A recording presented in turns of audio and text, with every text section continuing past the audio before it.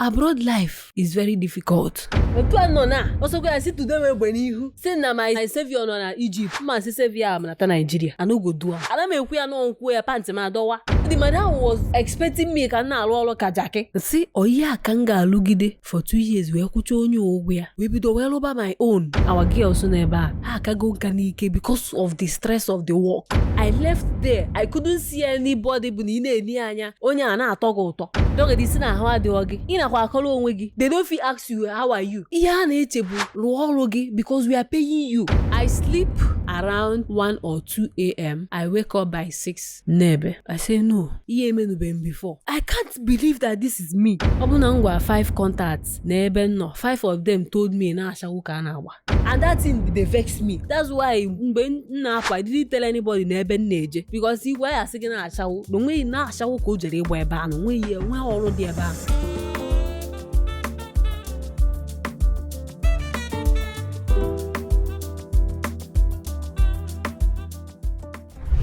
Bam, bam, bam, bam, bam, bam, bam, bam, bam, bam, bam. Anybody maka isemi anoge bam ụmụ ebe anyị na-ewetelu unu ndị ọdịka ọ dị anyị ndị nwere ọnụ eji ekwu okwu ndị nwere ike eji ananị the big talkers gbam bụ ebe anyị na-ewetelu unu ndị na-ekwu ọda agbam maka na ọ bụ na ọdara ọgbam ịma na ọ bụrụ ọgbam ọ bụ na ị nwere obi etikwa na arụ even oge ma na opu bọdị gbam ka anyị na-ewetelu unu ife nkọwa ife dị omimi ife dị anya ife bụ n'ọnụ ọda anyị nwee na ntị afam ka bụ Chijoke Igwendo Dogububu Yambaba ezigbote nwa aba tata anyị nwere onye ọbịa bịabugo before na-abịakwa tata maka na ebuyali egwu ebuyali ọnọdụ ka nabata no Miss Chinecherem FOB Street Queen Connect Street Queen Connect was here some time ago. And today, I am a reason to bring her. Street Queen boy na-emela anyị 1 or 2 n'iru akwụkwọ. Enwe ike mali enwe ike ma because of boss case ji ama mmadụ. Street Queen no na gbam. First time ebia enyole ya. Enyo the thing osie. Dago imana arụrụ na-esi isi bụ nke na-ada ụda. Nke na-adị ka taya agba. So enyo nya baro sie no na gbam kọwala anyị obele maka ndị na-ekiri your first interview kedu onye bụ Street Queen Connect. Go ahead. Okay, Dalun ekene mo obele. Okay, my name is FOB Chinecherem Street Queen Connect from Anambra Anocha to be precise, a graduate of Anambra State University, a content creator, a Nollywood actress, a cinematographer, and more of that. No, congratulations. The last time maybe you were not a graduate. Exactly. And yeah, Ibugolo a graduate. Yes. Guide us through how is the school journey, you know.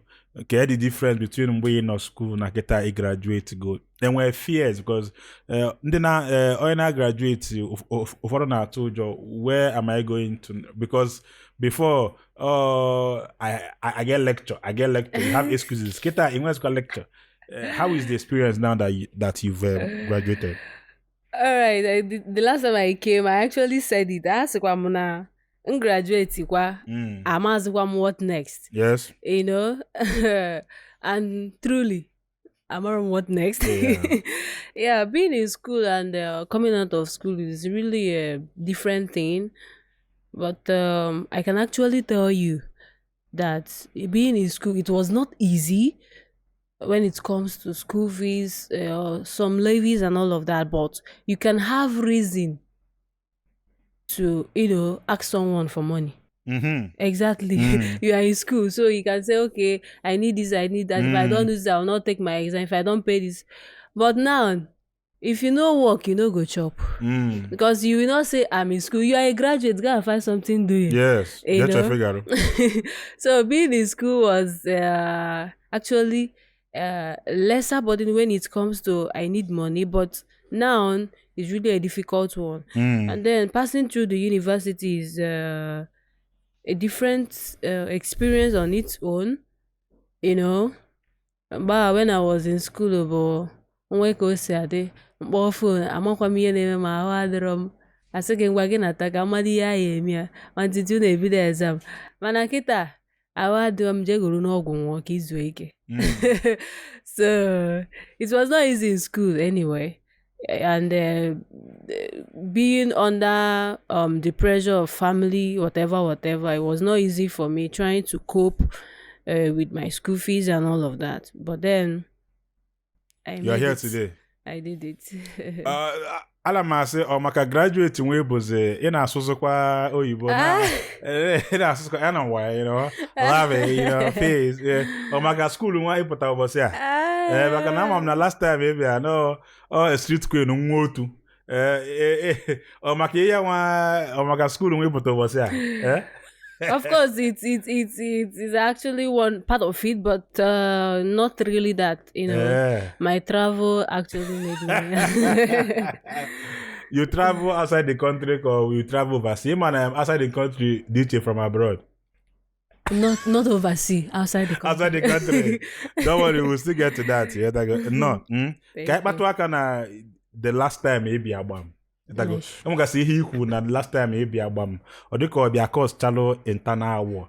I know maybe abam last time you mentioned something about executive, about Mirima and other people. How was it after Kebia Chabam? Kehe Mega saying no, those people that you actually called out or anything. Kehe Mega saying what was the experience? Or even apart from the bad ones, the good things that actually happened to you, maybe the exposure you got, what the interview did for your brand. Go ahead, please. Okay. I must tell you, when it comes to the exposure, it was a positive one. Mm-hmm. Yeah, they a lot of people maram, a lot of people makwam amabron and no into this. I know I got a lot of followers. So many people chatted me. Now I love what you said. I can tell you that somebody that chatted me from that interview then up till today is still a very good friend, and the person came through for me when I was passing all these difficulties, so I'm just imagining that interview, I couldn't have gotten some help. I did that period. So when it comes to the interview, how it's helped me on your mark off then coming to the people I called out, and one thing about me is that when I want to say, as far as na and if you call me tomorrow, even if you wake me up from my sleep, I will repeat what I said. But some people were like, you shouldn't have called names, just say it. But if I say it, or so that you can go and ask that person only deny go do, for the fact that sometimes when we do things and we don't provide evidence, it's very difficult for people to believe you. Yes. But then it does not stop me from saying that this is actually this. And sometimes when you say things and then they feed in okay, you just want to trend, you just want to say it, saying whatever about executive, that was it. And like I said then, he is not yet married then when that thing happened. But people felt like you're talking a married man. Exactly. Then when it comes to Milima, the fact is that I've not even since that time I don't think I've seen her like Munia or call face to face, but it actually brought enmity because so many people chatted me and said that Milima said this. I threatened Chancev, sim na any working Milima jikwa wesi na ebe obuna ofum nke nwani ye jikwa me blah blah blah. A threat no sim the executive. I saw somebody at Onisha ShopRite. I sim na nwe lock no bo executive from no bo executive nke nwa a lot of things. Fortunately, the day I saw executive, we sat in the same table and he didn't actually do as if something happened. But but that vibe beginning before. Most times he calls me for shoot and all of that, but he doesn't do that anymore. He just often go to for as if now. But on where he has not come to me or question me or come to my WhatsApp to say anything, But then for me, it doesn't matter. Like, you don't want to have anything to do with me. I don't want to have anything. It's okay. We move. So that scenario of everything that happened, we are just there. They didn't beat me, they didn't say anything to me. Nobody just, attacked you or maybe accosted you. Exactly. It drag a million about maybe showing Bobby, showing this one, decency and everything. Before we can ekiri na asika akwa ala nwa ka onye nwa Boba knows onye nwa na asika dress ya for my dress here, and then some people have been seeing sometimes and when video give post to one time that you were braless. The thing I follow they call to Mark Zuckerberg. I can say one verify me or so. So people are now say so if you cannot beat them, join them. So doesn't it look like is an American man that you are now doing it because I can visibly see your breast here and your tummy here. Are you not doing the same thing you call that Miriam out for? Or was that envy that time? It's okay. It's not envy. I've grown to learn that no matter what you do, you can't please everybody. Even if I dress well now and dress like Mary Amaka, you go still see some people for comment section we go talk say nka na dress ka Virgin Mary ka we futatia nka na dress ka Virgin Mary ka we bro wife material nka na dress why would she even wear that to an interview, why would she even wear that to national TV? They will still talk. So this one now is what I choose. This is the angle I want them to talk about. The last time they couldn't talk about because I didn't dress this way. So this time around, they should talk about this side of me. Kaumalona, it does not mean that I don't know how to dress this way or whatever, but it's just for the fear of God and family training, yes. So I dress this way because I want them to talk about it. So let the talking go on. So in Asin, they're wrong by calling out Mirima because Mirima maybe choose to be doing that so that they will talk about it. I just grew to understand that, like I said before, you can't please everybody. So she chose to do that. It's okay for her. And maybe I should say I'm sorry. Yes. For calling her out then, because probably that's how she wanna do it. That's how probably she have seen from that angle that this is what sells for her. Exactly. So it's okay. It's okay. That's it is what it is. They drag about what you said about because I drag about what you said about her. Well, what do you have to say about the dragon? So many people said a lot of things, especially that I'm jealous because I don't get. so many people said because I don't have breast, I don't have nyash. That's why I was dragging her. Some people told me to go and do BBL. A lot of things, but then you cannot push me to do what I don't want to do. This is how nature gave it to me, and I appreciate that. And some people still like me like that. So we know because they won't like him. If not, they push him to do. But for the fact that people like me about it, I don't mind. Mba imana ezege buka my man. Mba ebi akuche maka ezege. Adike ezege post to something about a reverend father being your biological father. No, also no one father mother. So let's understand it. Or are you a daughter of a reverend father? A daughter, which reverend father? And then what do you have to say about that? Go ahead. Okay.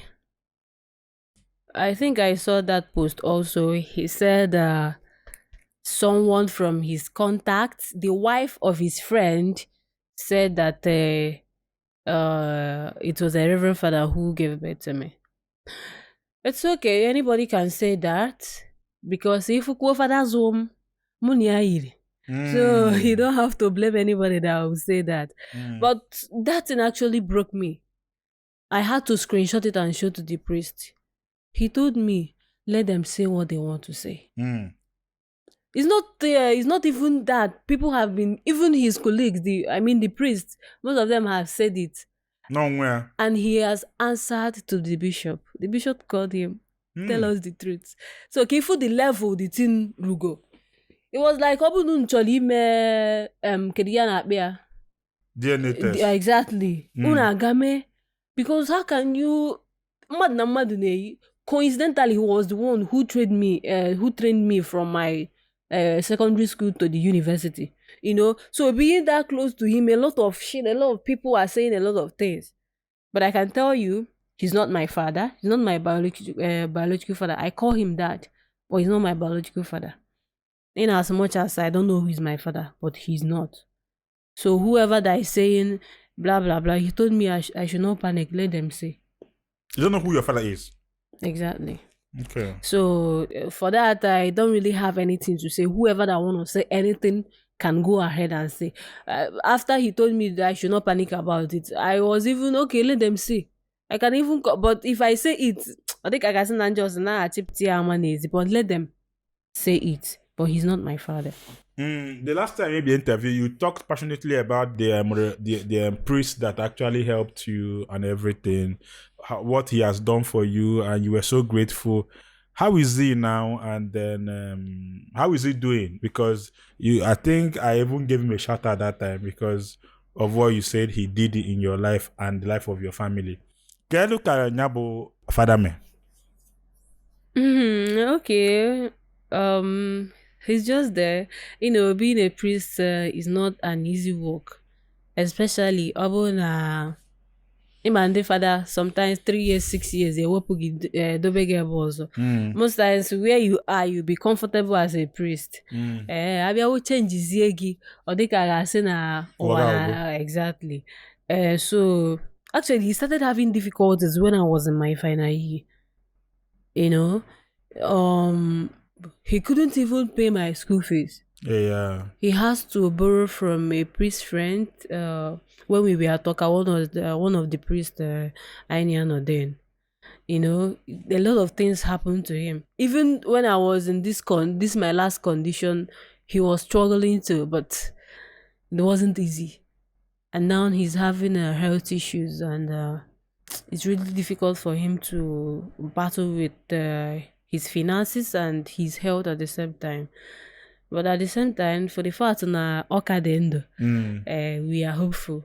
On the BC. Exactly. On the BC. I call out now they want the endorsement that they don't give women shows, endorsement, they don't value the women and everything. What's up now? And when any recent development about Ikumakia, now they no more endorsement, and they take Umuwa serious. And when he chop it more, but do you think that it has changed? Okay. It has changed a little bit. Yes, because I can tell you, I know some girls and you go like endorsement, but the ones I've seen is if not, I think it should be from one particular person. Okay. Free to mention. Go ahead, please. Yeah, Paul Fang. Okay, Paul Fang. Yes. Okay. Yeah, Onyego. Yes, Onyego. Afugom some ladies Onyego endorse me about 3 or 4. He's doing well. Exactly. I love what he's doing. And shout out to you, Paul Fang. And the one like endorsement ya bro not just go where like on endorsement people no onye endorse do guy that this is what we are out for. And he post good, he will repost and all of that. Yes, I appreciate you. Yeah, so when it comes to that, and we go some development. Yes. But then sometimes I say it's probably because the type of content the ladies give out. For instance, somebody who does not have a concrete what's it called? Concrete content on them, it's very difficult to give that person endorsement. For instance, somebody decide as a woman content organization is in like showing you how to cook. Ibiache ke kan ga-esi nye onye endorsement now. Nye endorsement ke ka ọ ga-esi na-emelụ m advert moto. Exactly, because not nni ka ọ na-esi. It's really difficult. But I think it's because of the type of content we ladies create. Sometimes I don't think it's the fault of those who wish to give the endorsement. So, but for the development, we have seen something. Then women in general, when it comes to content creation, because I asked you about it, Esem no so ala na ike ka ha na-egosi. Kedu is the situation of content creation now via ụmụ nwaanyị kịta? Enwe ụmụ nwaanyị feeling na ha na-emezi ọfụma now and the feeling na enwego change ka si gosibekwu ala na ike nwa na the things sokwa elezi. Go ahead, please. Seriously, I feel like as a lady, there are a lot of content in why nwere ike ime. Like mụ na for the fact na na-eme ihe otu Ọnịcha doesn't really mean that that's the only thing I can do.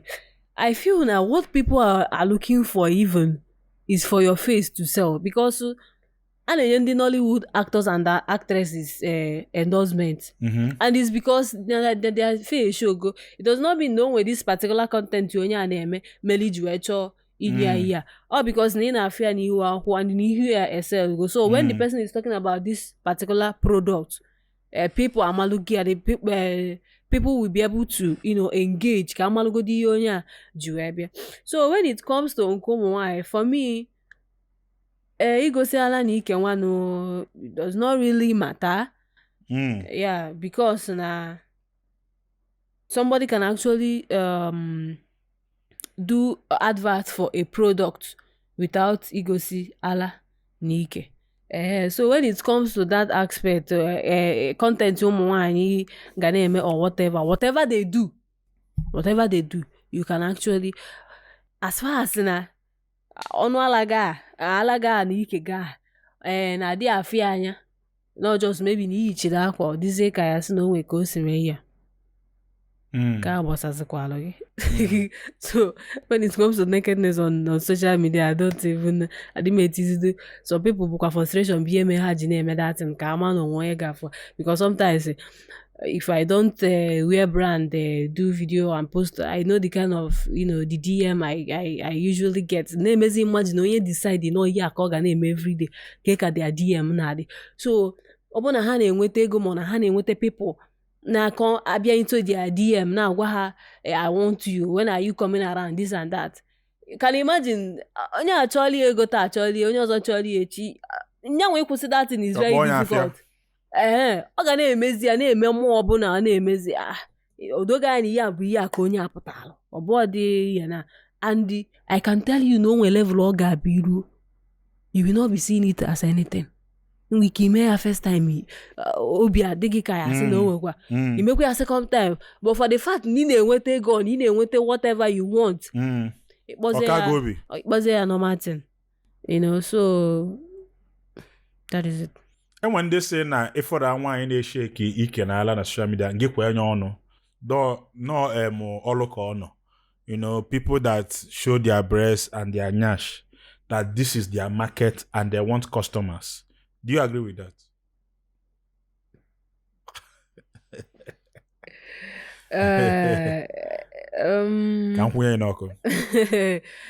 Actually, I do not agree 100%. But I will agree if na onye anụnwa focus on this. When you go through the person's page, if you know here, I can agree 100%. But I emechala. I feed in my room, just do video. I can't see video. Bra. And though we can video, I won't go 2 months we can not get away your mom may post more for a page because. To be honest with you, I don't go lie for you. Okay, no. Na page mod go weka page him say about. Iji wa je post to nka. And he post to ya, odogo ga na onwe people ahu nye hologe na that thing in but you get the ones where I go post like this for comment, they can say, do you want to delete that comment? You understand? When you come right on, wow, you are hot. The nipple is nippling. This, that, when you say, So I feel like I will not say 100%, but I agree with that. It's okay. The person is out. You mentioned Paul Fang because we like highlighting people that are doing well in their field. we come at the likes of Paul Fang, and do you think people should emulate him? I see what he does, encouraging his people from Ebonyi State, the ladies, enwachande na maro bo nogide mfo asana Paul Fang onya ambassador. So okay, onya nokwa okay. What do you have to say about the likes of Paul Fang and what he's doing for the industry as a young man that he is? I feel Ebonyi State people, most of them nwere ezigbo obi. Okay. Forget about the ana second Abakaliki menka and Abakiki menka. It could be true, but I've not witnessed it, and I will not say that this or that. But can witness good during this my predicament. I know we are still coming. Paul Fang actually reached out to me. I posted it on Facebook because I called out some people. I was supposed to fan at my post. He asked me on the comment section, what is it? Instead of me send a message na WhatsApp. Obata WhatsApp ozugbo fi ndele asim near some minutes no we born. Pia obalo mego. He contributed. So when you na mother just dealing with selfless, like he just wanna help. So I feel like Ebonyi State people will do behind when it comes to helping people. For the fact na he gives endorsements to someone I go do, like someone go do turn at them. They give me joy. Cause if na why I sign the endorsement. No ni obulu ndi beha empowering them. You dey whine me. That man is just amam come see where he does or the American ndi beha. Because when you listen to what people are saying about Ebonyi State people, you don't stand out from what they are saying. I don't think maybe Anambra because seriously, the way he does, I can say that Onya is totally different from what you hear about Ebonyi State people. So I really thank him because, but I just remembered something. Somebody in my comment section, I don't know who he is. I've not seen this person. I beg on my comment section. Or rather, in his comment section, tag see that he should give this girl endorsement. That she has the vibe, she has what it takes to advertise his product and all of that. The person did it 2 times. I think it was on January when you post na Facebook ya say kedi icho kanji melugi new year or something like that. So the person posted that say Nobu onye Street Queen Connect endorsement that he will be very happy. This one he commented it 2 times. I think I had the screenshot of that. I said that I'm going to repost, but I didn't, But Obona or they made that thing, like he does not give endorsements. That person will not recommend. Exactly. But for the fact that this is what he does, that's the reason why the person, although he has not given me anyway, but I still believe in positive side of it that definitely it will come. He will. So shout out to Paul Fang or his mother come. Dalo. If I go from university and just like you said, you don't know what to do, you don't know where to go and everything. Do you think that every graduate in Nigeria feels that way? And if you know this government in Nigeria, so I contribute to young people's confusion. Onye pota school, Omaro is left from this right. Because if you know, then I'm already going school. This is your condition of you don't know what to do and where to go from here as a graduate. Seriously, I can tell you that the country is contributing 80%. Because abuna mputa na university, forget about here and asigi je muolo aka, je menka. Sometimes even the aka will frustrate your life. Yes. Abuna because of being confused and all of. Mother when you know the kita sim confused sim ma get go obodo ibo ke lo. It was because I don't look myself say nah which way? What do I do? Which way? Eku obodo ibo na nzo men fiam. Iye jo obodo ibo. Otom say okay, let's go ahead. Obuna the country, obuna our country dey. Otu ndị ọzọ si wee dị. if no ga difficult to see youth get in Nigeria wee pụọ. Go to obodo the negative any country where you enter where you no go see a Nigerian. Kedu ihe ha ji agbapụsịrị ndị ọcha one ka ị na-afụ na n'isi obodo ebe a bịa alụ na Nigeria. That's what you should ask yourself. The economy is bad, you know. So for me, yes, ịmụ ọrụ aka amaka, ọ mara ezigbo mma, and I can beat my chest and tell you na if that ọrụ aka na ọ na-efavor more na ọ bụ na ị nọ outside, ị nọ in a good country, you're gonna use it and mee ihe na lacha aka. But n'obodo anyị, even n'ọrụ aka mmadụ ga-ekwe gị ọnụ, for instance, onye na-akpa isi mbọsị ntraị datin ọnụ aka m ebe a zachara aza. Honestly, datin no dey easy o. I swear. Ọnụ aka m ebe a wee zachikọ nsị oyi aka ndị a, and I will tell you na this thing is not onye Hausa kpaa gị isi, like nwaanyị bụ onye Hausa kpaa gị isi, ọ na-adị different from ndị be anyị. Ndị Hausa ma na masị na their nature is their calling, because ha na-ebido na nwatakịrị wee mebe datin, so ọ na-adịzi ha pịa ha emesigo. But onye be anyị kpaa gị isi ya etikata mkpu otu a nọ na ịkpa isi na-afịa m ahụ, because na ofu isi na-eme m anya na-anọ ebe a na-adọ gị ake ukwu ya wee chaa sị gị ka ma ọ da n'ụka wee ejidesikwa m ike, ọ na-afụ gị. You feel that they fought to learn it.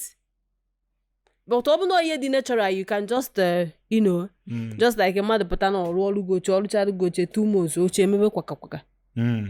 Some of them bụ ndị afọ ka ha mụọ ọrụ. They are not ready to do it. Ihe dị ya n'isi bụ ka nje pịa. Ka ọ bụ na ọ nwere aka ọrụ. Exactly. Ka ọ bụ na ọ nwere aka ọrụ. You know, so encouraging people to mụọ ọrụ aka is 100% okay. But ị na-amụ ya jiri obi gị niile mụọ ya na ihe anụnwa bụ your own source of income. Amụrụ ya nọọ ka ọ wee bụrụ na asị gị mụọ, ma ọ nọọ ka ịmago ka ọ ghara ịdịkwa ka ya sị na ịmụ ha ọrụ aka. You know, I don't want level ọ ga-abụ iruo in life otu a nọ na anọgide na afụ m ebe m na-eke isi. I can do it, but when I look at myself, I say, I don't want to what of mmadụ bịa gbakwa anụ video ọ bụla na-eke isi, and it's not content every day a na-afụ gị ebe asị na ị na-amụ ọrụ. So people will like, there's no shame in making money. People will like it though. But ị ga-afụkwa ndị ga-akọkwa gị ọnụ ya, ndị mmadụ ga-asị gị so ị ga niile inwe, you know, if you go open shop ị ga niile inwe. My dear, ọkwa ifulu ndị ụwa, you no get it where you do where you dey go talk say na ị na-eme ọfụma. You get some where you go do a ga-akọkwa gị ọnụ. You know, so being out of school and ọ na-adị mma ị nọ na school even ị na-amụ the thing ka ọ ghara ịpụta ozugbo, you focus on it ka ọ ghara ebe isi na ọ ịpụtazi wee mebi ọ ga-adịrị gị difficult to settle down. Let's help you create some magic. Let's help you capture your best moments. Let's help you relive your memories. Book us now at Yarn Content Factory. Let's give your events and video production the perfect touch.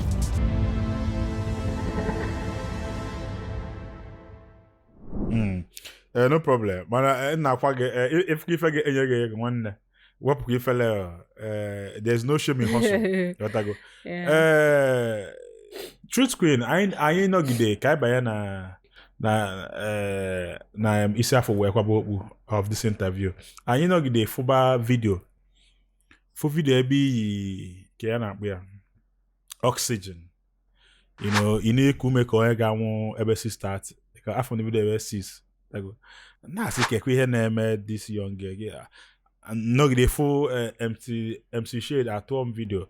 Nọgide kwa mfụkọ atụọ na asị ajụba ese asị na ọ nọ ebe nwa ma m ndị si na ụfọdụ si na ịnọ Italy, Rome na ije gba ashawo, ụfọdụ asị na ije Morocco, ụfọdụ asị na ije Egypt, ụfọdụ asị na ije Singapore, ụfọdụ, you know, and then I was confused. People were actually nọgide asịkwa na no arụna adịrị ya na any the 5 million any the.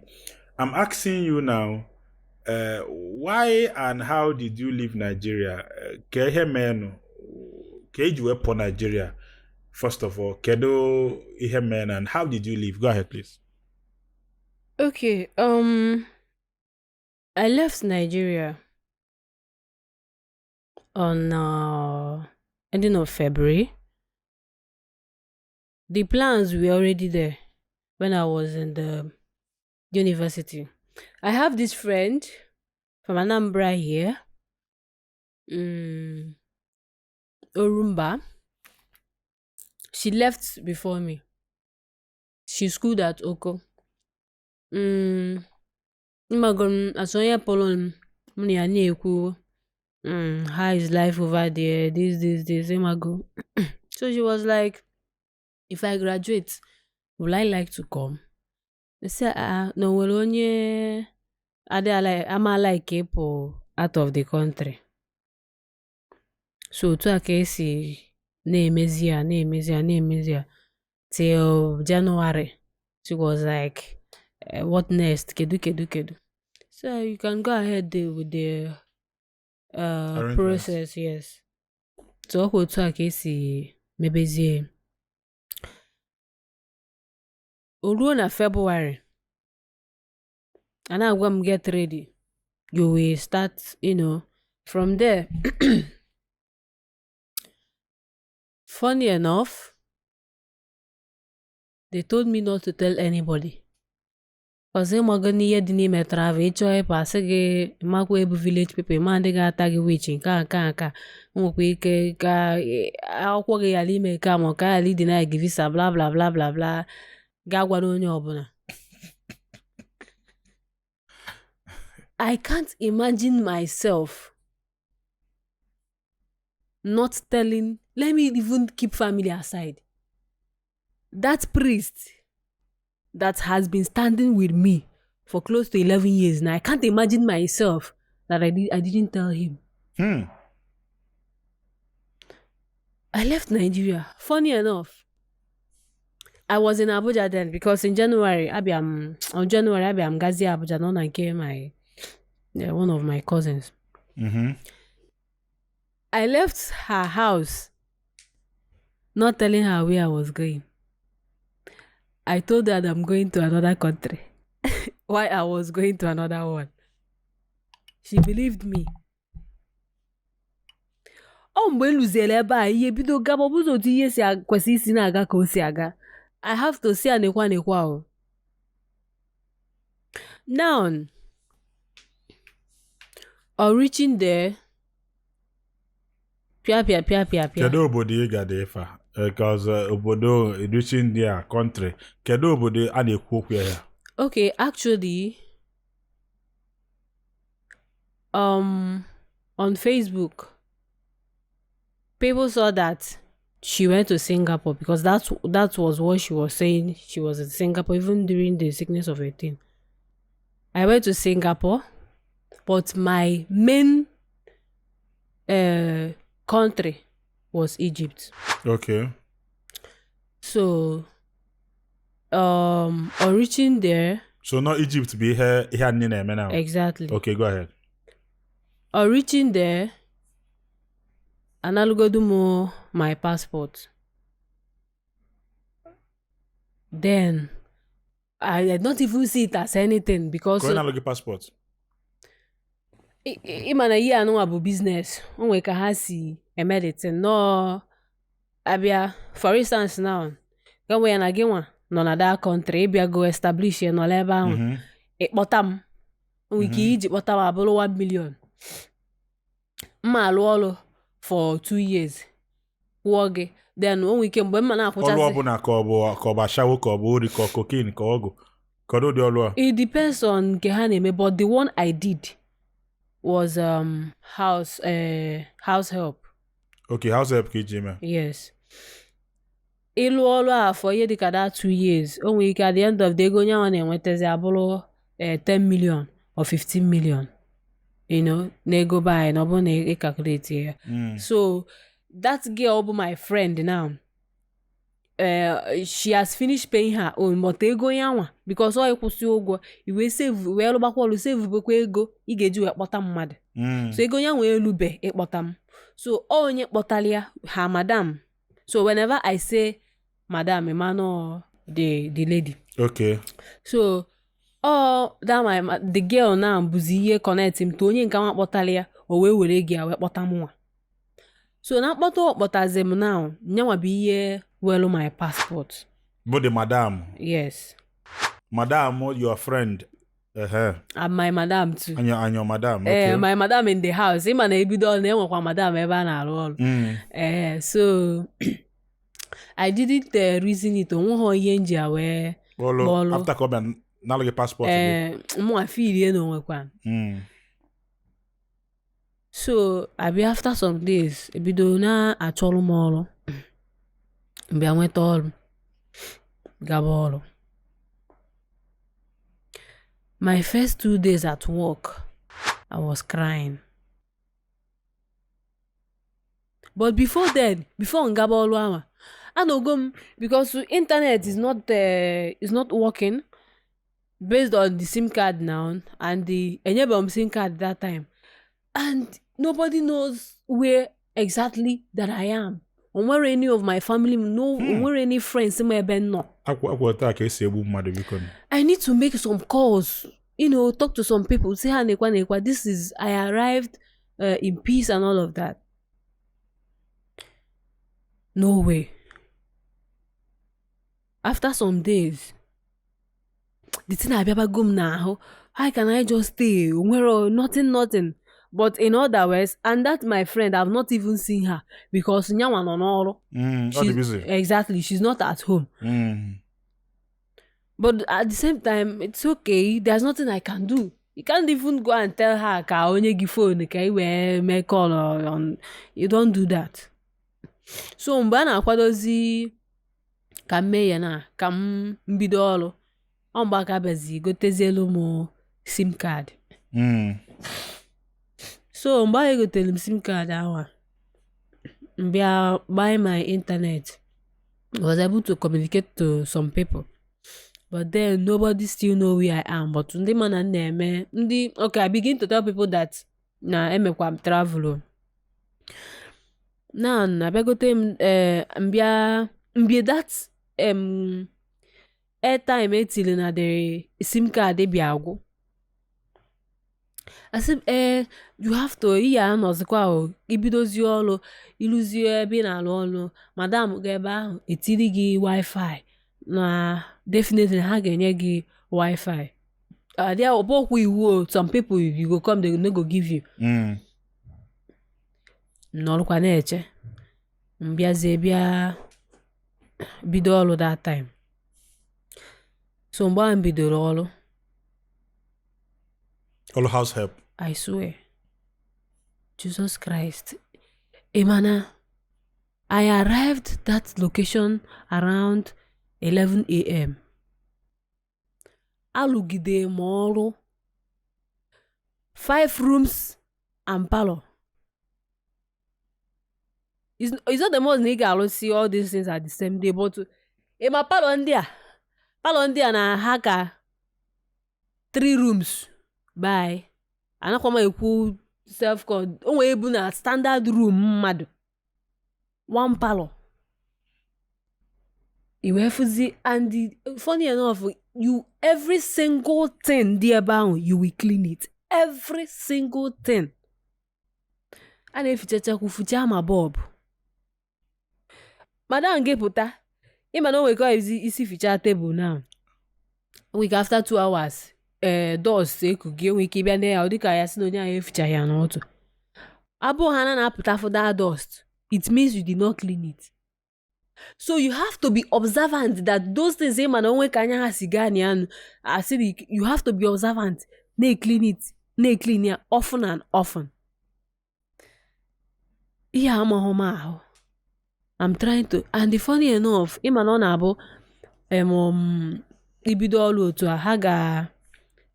a ga-asị madam again maybe na onye alụgo ọrụ for 6 months ma na onye alụgo 1 year ka ego wee gbagota at least ama na onye enweghị experience abasị na ma alụgo ọrụ 1 year plus.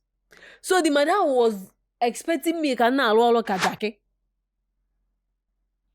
But this is actually my first time no but first time although they taught me in the house so motungesi na amazing her bed o my window tungesi they taught me that but it's not the way it was in the house that God is ever na see oyi aka m ga-alụgide for 2 years wee kwụcha onye ụgwọ ya wee bido wee lụba my own wee nwedebe ego bụ nke m. When you see them you don't get if na ha akago nka n'ike like I mean our girls so n'ebe a ha akago nka n'ike because of the stress of the work. I left there I couldn't see anybody bụ na ị na-eni anya onye a na-atọ gị ụtọ. The work is hectic. Mụ na madam bịakwuo onye m ogwasịa m ka m ga-esi na alụ ọrụ every year na every day. Madam gị n'ebe na-arụ ọrụ ka ọ bụ your sponsor? No, madam m na house. Okay. Na ebe na-arụ ọrụ. Okay, your house madam, okay. Okay, let's say when I talk about my immediate madam, I'll call it my sponsor. Okay, so I kucha taka si imagine me every day. Ahụ bịa yaba m. I called her on phone. Na-ebe akwa. Ọ sị m ka ihe na-eme m. Your sponsor? Say I don't think I can do this. Na ọ bụrụ na mma n'otu a ka ihe adị, I no go come. Abịa ime na the thing na-eweli iwe. Oke ọkpọ m ka ọ maazị na ọmụ akpọrọ ka ya wakpọ m. So put that my friend on call. So 3 of us na-azazi the call. Ọ sị m okay nsị a because madam menyebe m internet that time. Oh no, just na normal call ka mụ na ya na-ekwu. Instead I need to talk to father. I need to talk to my dad because health me ebidogo inye m nsogbu.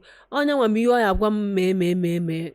Unu you yourself you marry m all ebe a came from for the first time. My friend onwe ya how much thing ọma no just we are just friends and all of that. Ọma how much about my health. Ọsị mụ fada gịnị fada nọ Nigeria ga-agwa m ihe mụnwa n'ebe a nụnwa ya eme nke nwa I should forget about n'otu a ka ọrụ a na-adị na ihe dị ebe a bụ pịa ọmanụ m ahụ this one that one n'ebe akọgide enyi na-akacha emesa kọlụ India. I sleep around 1 or 2 a.m. I wake up by 6 because ụmụ ya na-eje akwụkwọ. So I have to stand up. I have to wake up, melo her lunch box, gaba school. And the Hagaba school around 7:30. You will not go back to sleep. You continue with your work. That's my first madam because I went to madam. That my first madam, name bakery. So you have no bakery. It was crazy. Pia bin weekend feature your buggy. Come and watch this thing for me. Pia, where are you going? Wait, I will do this, I will do that. Before money time and I go, they will count it for you. They lose the for the day. Or forget then at those time in a west, well, study or whatever. Na those things so na that time so na time you see you finish you go your work. And then we can have the thing and I may babysitting, help in the kitchen and abona ị ga-emekwa laundry I get specify here and ka na-akpịa ka another one I think is 4. So ihe kwesịrị na-alụ ebe a bụ also 2 which is that babysitting and no not help in the kitchen. All that help in the kitchen mbido mebeze biye na-ewe m iwe because specify ya n'ihe na-eme. You understand? So otu aka mụ na this woman si megidekwa megide ya because mgbe m na-abịa agwakwa m golo ọgwụ that I should come with enough drugs. Exactly. Na kpọta gị. Ndị a ya kpọta m. M golukwa ọgwụ bịaba o maka na agwọ dịkwa n'akịrịka mụ ama anụ n'ọghọta m the thing. You did not see the handwriting on the wall. Aghọta m. No, it's not like they told me but for the ask him na ọgwụ dịkwa n'obodo anwa but ọgwụ ha dị arụ ọrụ ka ọgwụ ndị be anyị. based on say maybe their body is fragile, small this thing agwogo ha, so I have to gote nke ndị be because how many years in Ghana ebe a, you know, ka m nwee ike dị ọgwụ nwee ike serve m before m bido relax agobezie ọgwụ ha. So otu a ka m na this woman si wee rugide nne di ya mụ ya rarụla 4 to 5 hours ebinigo m ihe adị emefu m before m ga na-arụ ọrụ otu a ụra na-atụ m. I say no, this is not me. Ihe emenube m before. Start getting ka gị. Ọ na-abụ na ọ nọ nsị ndị amakwa na m bụ celebrity na Nigeria. Alụ nọ nsị onwe m bịa street queen. Ọ gịnwa, I can't believe that this is me. Mgbe m bidozi ibe the thing abego dibazie m too much, bidozie open be up gwabazie ndị mmadụ nekwa. I have to tell my dad, si ya nekwa, if that man, I owe him a lot. I didn't tell him na m pụrụ obodo Igbo, but ngwa this man. O tegile ya 2 days, off the message gbachigodo nkịtị. O tegile ya 2 days before I reply he told me abroad life is very difficult, but you have left, there's nothing we can do, especially in that country that you are.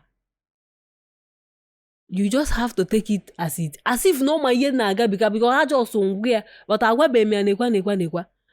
Onwe bụ words of encouragement, ọkwasịa m that thing na through the onye njem ka onye isi awa amai, because he has traveled to so many countries and go waiting stop. Mgbe m na-anọ na-ekwuzi ka ọ sị na ọ bụrụ na ọma, I wouldn't have gone to that particular. There are a better country I would have gone. Now, mgbe bidozi na-agwa so many people say anekwa ụfọdụ na-asị m kedu ihe mee njiwe I couldn't have done, especially na ọ bụ n'obodo a na onwe ihe ọzọ a na-eme ebe a abụghị ije gba ashawo. Ọ bụ na m gwa 5 contacts na ebe nọ, 5 of them told me na ashawo ka a na-agba. And that thing they vex me. That's why when I didn't tell anybody na ebe na-eje, because igwe ya sị gị na ashawo na onwe na ashawo ka o jere ịgba ebe a na onwe ọrụ dị ebe a. But I know that this is not what I'm doing there. And didn't ekwu the thing ọ na-ewe m iwe. You know? Now, mbịa alụ ọ daba mụ na the madam. You can't be saying na enwere m 1 year plus experience. Why na nka na amụ so many things amụ. Mụ na ya alụ nhọ. Ọkwọ m ụgwọ nke m lụrụ alụ. I went home. Now, I went home, face kwa my sponsor. Ka onye the madam kwuru ụgwọ ọgwa ka sponsor. Cash, onye m cash and I gave her. Okay, enye gị cash ije nye sponsor. Wee na-agụkọ ya from ego iji ya na nke ọ na-enye. Okay, go ahead please. Nata. I don't have internet. Of internet ya na-ekwu okwu ya. I don't have internet. I couldn't do anything. Ego nwete because that my madam onwe one certain time, because that period ha no Ramadan. So abia sometimes he make small, but I end the Ramadan he make small gathering So ego ndi be ha dashisham that period. Nwelia na egote airtime na eti na my phone for data. For just na adashi gego just for that. Based on as house help na arụ n'ọrụ na. Okay. Now, madam, my sponsor bịa notice na m na apụ eji egote card. She did not tell me that's the reason, and I cannot just stand up then gbadaba na sị na nna eji ego onwe ike nga itufu waste bin ngote the thing wee gbagotebe. Now no notice the thing. Lock all the door. Woluki. Although the next morning, card ma, I want to go down and throw trash so that I'll be able to get this thing, a card. Osim coffee and one oko onye omdiki. Agwa omia no card because if I tell her, she will not agree. Just come, I didn't do anything. But to the me webuna, I don't have any money with me again because how do you don't want to give me internet because on my Wi-Fi. You don't want to give me internet. I can't make use of you can't allow Wi-Fi in here, man. Exactly. You can't say mungwa nobody we card, name card, nothing. It just left me left in the darkness and just nothing. I need people to communicate with, and you know that I'm a content creator. I need to post. My page is going down. I'm not giving update again. Nothing. You see how my career is at stake. I say I should forget about my career. Now what I should be talking about now, but utungesi we went all ọzọ gabagodo ọlụ. The harmony is at stake. Now, one day, nsia, if you can't give me money or you can't provide network for me, let me use my own money. Go to the internet, no problem. I am not poor before I came here, and you cannot leave me in the darkness and all as somebody that you can't do that to me. I'm a human being. You should be able to consider me also. Ego neko spend on you and ego neko kwesi ikwe at the end of 2 years. Like about ego neko spend for your comment. Yes, and ego neko kwesi in here at the end of that 2 years. Asina ego Egypt wata mmadụ agafe highest 1 million or 1.2 million. Then after this our money is about emana rate na eme na about during the time we calculated is about 5 million. Nego buying. Kikwesi in here at the end of the 2 years. But then during this my year now my dad begged for 4.8 before aka gbagotezi nwe batabani and ebido na ebutuzi Diego, which she did not even she's not happy even up till today. Then what happened? Ke he bu no be email with content or he bu no ijekwe ba eme ijo hamaka your content ke so eme your content and how to do your career and the partner, and then give me kwa na continue those content mba. Go ahead. They told me that my friend personally told me that if I come, I will still be doing my content. That was even more reason. Njiwe agaba. Lukwazie, asekwa resident permit say resident permit so without resident permit you can't go out. Nkewa. If not that content in name outside, I can't do it again. Try back and create the indoor. It was not going. I don't know if I'm not because na ndị mmadụ I'm going with this particular so many amazing ka dịka ya say na at a stage nkwụsịkwa ime indoor one just nchozi ikwu just nti camera nko ofie post. You know, they told me that I'll be doing content when I come. But it wasn't that way. They didn't tell me that I will not have internet. That is one of the things you wear me with. And now, another thing that my friend now, Bezie, atom the girl. But Bezie, on our Wagoku, as if, on Nigeria, she was not doing like that. We were best of friends. On our Wagoku, to on our Wagi, as if na they want her right over her. Like, she doesn't talk with respect anymore. This side is on the Batagole go one con the one ogolo obodo for years. Okita ka my year melo jab. These people will go out of the country in 5 years, 10 years. How about obodo? It's not easy to isi kwa afia. Iche na no nya no kujikwa we no obodo ibo nke. This girl I no get by now close to 3 years, but at the end of the day, she has nothing to show as I'm talking to you. Why? Because now we'll go 2 years ikwu that 1 year going to 1 year na ọ na ha arụ ọrụ na ọ na-akwụ rent ọ na-ego nri ọ na-eri ọ na-eme nka go akwa before ị na-emechi ya kedu ego nwere ị ga-afụ ị ga-save. So it's not onye nke a bụ that my sponsor na go 7 years now to 8 years onye Imo State ka ọ bụ. She never go house. Why? Because he calculate because I'm ego nji wee natagodu flight m is about 700,000. By the time he calculate ya, ego yeji wee nata wee nachi ya kwa ọzọ. Expenses ị ga-eme. O sponsor get a married woman? No. She's not a married woman.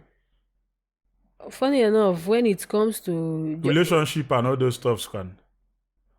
Because one guy no your friend get an neighbor ke ha say man na ihe gbasalo relationship marriage. My sponsor dị ka nwoke. Okay. She was a footballer before she left Nigeria. Okay. So I don't even think that she will get married. Okay. And she has a girlfriend. Okay. That's my friend now. He's also a footballer. Okay. Okay. So that's one reason you believe when they were saying about Ashawo. Never imagine you know. So I don't think when it comes to relationship, okay. So when you basaludi. Okay. Okay. Mm-hmm. Okay. I don't need to go anywhere for greener pasture because I'm okay here. You know why? I am into land banking with Pine Leaf Estate and Properties Limited. Abi una no say doctors too dey into real estate. And we hear about content, you know, police it disturb or police the mado. Reason why ni memory content and everything. Guess it try put a email content ni lo and when it based on that resident permit and when they no na ejide and when they even go na ejide e put a email content ni lo e for can the police chokwa e disturb again. Firstly, Bona, you will not even some way keep put on outside. But no one in a house. That my sponsor's house. But to boy does he lock by me inside. And where's him that freedom, Apple? Unless na money someone nowhere buying a job or something like that. I hope does he lock by inside. I forgot an age and they want me not to go out because in age them I get deport them. And her money will be at stake. First place in the Lord, I got my madam. Na me nwekwa resident permit to make I no go out. So my madam chogode pap na had that one apple. But the second place in Lolo, I'm not the kahagwa on the car. So the car na akpọ apple. And the baho jugo mo no zimeba like almost known. So I'm even happy na ha na akpọ apple because I would like can the police nwa fukuom Juam resident because deport him because he can't Google. I'm tired. So Abu can get deportation. If you before Nataba self only one guy on your church, I deport the guy. The guy moves got 2 days before more better Nigeria. So that deportation of a thing, he deport, but they will want you not to go out because Abu and deport to get money, you know, because I get to go do again herself first. Well, come here na. Abu and deport to money team na sell, but their problem is their money. Because how man make na class ihe niile finish you I ask gege bia akwụgbakwa ụgwọ again because ihe men emego. So in the kuho hakata you are clearly here na obura shawo keje ban Egypt that na ije emebo house help. Exactly. House help in Nigeria keje Egypt ije.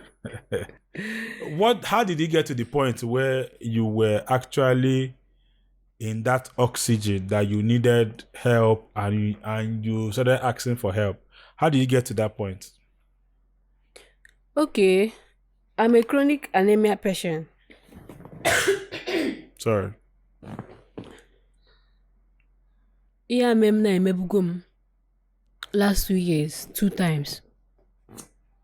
But I never knew it's gonna come back because Omerom last year.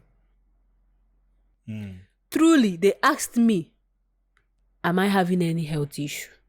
No, I'm not health issue na malu nkwadiolo. Onya so have something depressing for us I can handle it. But mgbe ruru ebe I couldn't even handle ulcer because ndị a dị eri ezi, they don't know to shop better food. Ndị nwe na ya bụ irikwu iri afọ asaba gị nwe ka ya bụ iri gba agbọ. So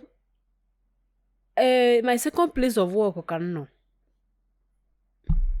Before that my second, like I told you, the first place ahụ I have a gun board. Ọ dị ozi nke ihe na. Oluo one as time goes on, they notice nnọọ ajụ a na-ebu m na-aga anya ma na-emechi. Like I know that I was going down, but I don't know what is wrong with me. I felt maybe the stress of the work and stuff like that. Till that very night, m fainty. I said no, I police. My madam sim na anọ na their country legally. Ana akọ ya na copy up. Nse hapụgodu ebolu my phone kpọzie that my sponsor. Then her pastor enye her location, her pastor bịa bulu m wee gaba hospital. So for that sickness now, or something na-emebu m, it actually came back. You know? But at the same time, it didn't just come back, I believe, because of the stress of the work. Medicine juwe na chi atakwanye ike like that. So akpọluzie m gaa that hospital. They onwe ka ha si afụ blacks, especially Nigerians. So enye m drip. The doctor nwabịa ọjọọ dị m ha m feeling ọjọọ dị m ka o si eme m nothing, just pịa m aka n'afọ metụ m ebe ọsa na-eme m jewalụ jee weta ọgwụ nwanne bịa nye m. We left. I natalu n'ọkwa na-aṅụ ọgwụ na-emekwa as time goes on. After some days kwa the thing ọ na-eme m na-achụ m ọsọ ma na-eku m ọfụma ịga ije izewo nkwu okwu wọ. We went back again to another chemist. Okay, I think all that one bụzi ihe mem nke ahụ eji weti m that oxygen because ha bụ m ebu. I can't walk. I can't even talk. Before ebulu m ejeze check wee sị na blood m dị 9%. So they have to give me that 9% over gịnị? Amamone over here na but human 9 over 100 human blood normally no, I think from 35 to 40. Okay. So abidezie nye m blood booster because before the thing I come more than I have to take blood like normal the blood transfusion, but it didn't work out. I don't know what happened. Like had any blood maybe to the to foreigners or something like that. So ihe ha na-enye m bụ that blood booster. So mbidozie na eme ya na emesa n'abalị a. I think that was around 3 a.m. Emesa n'abalị a natakwa.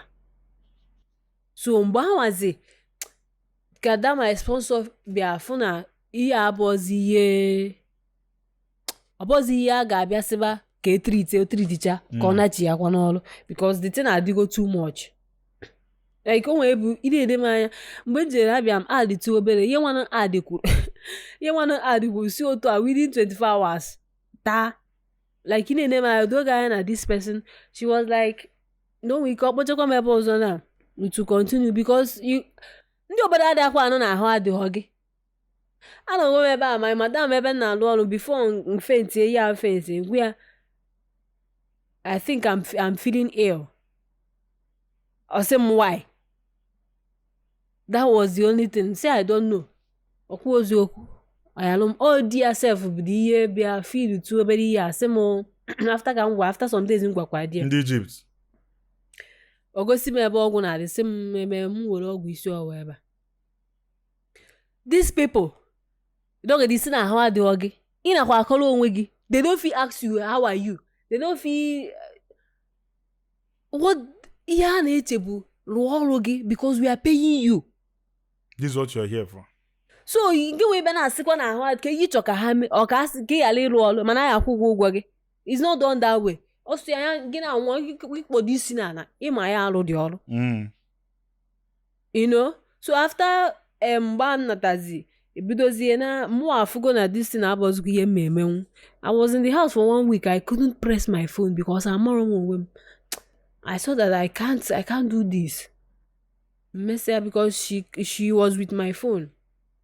Be your sponsor. Not your phone. Say I want to talk to some people. I can't actually do this anymore. Ọ go to aka esi wee gbanyelebazie ka ama ka esi wee raise ego because nyanwe ekwugo her money. Even that my friend, she was angry. You are sick. Even ihe anụ na-emebi gị because ọ mgbe mbiazi na-notice ka m bịa gwa ha no this could be this. Na ihe na-eme m nwee ike ịbụ this thing because ama m the symptoms already. So that symptoms abịa ha na ngwa ha na ihe a nwee ike ịbụ ihe. Ọsị m you are sick. Nke nwa. She was afraid that her sponsor nwee ike si n'ego ya nwa because all that sponsor, that girl sponsor like biye jikwa ego na-alụtazi because like I told you ọ kwụchago ụgwọ ya. So no we the girl esi n'ego ya welu some money wee mezuo ego nke m. Ọsị m nke nwa. Then o nwere something ọ bịa kwuo because ọ na-anata vacation every month ọ nata nọ ihe dịka 2-3 days nachi ya kwa n'obodo a. ya na vacation ụfọdụ na-anọkwa 6 months before ọ nke wa decide ịchọ every month na so mgbe ahụ adịghị ọma ọ bata vacation. So she was very very angry. O nwee bụ na ị na-ede mmadụ ahụ doga ya na this person is not even caring about your health, that their money is so important to them. O nwee ngwale ya after mgbe nata Nigeria, I saw the message was sent my dad because she know my dad before Opwa. One of the messages said that I can't even go down for her. I was like,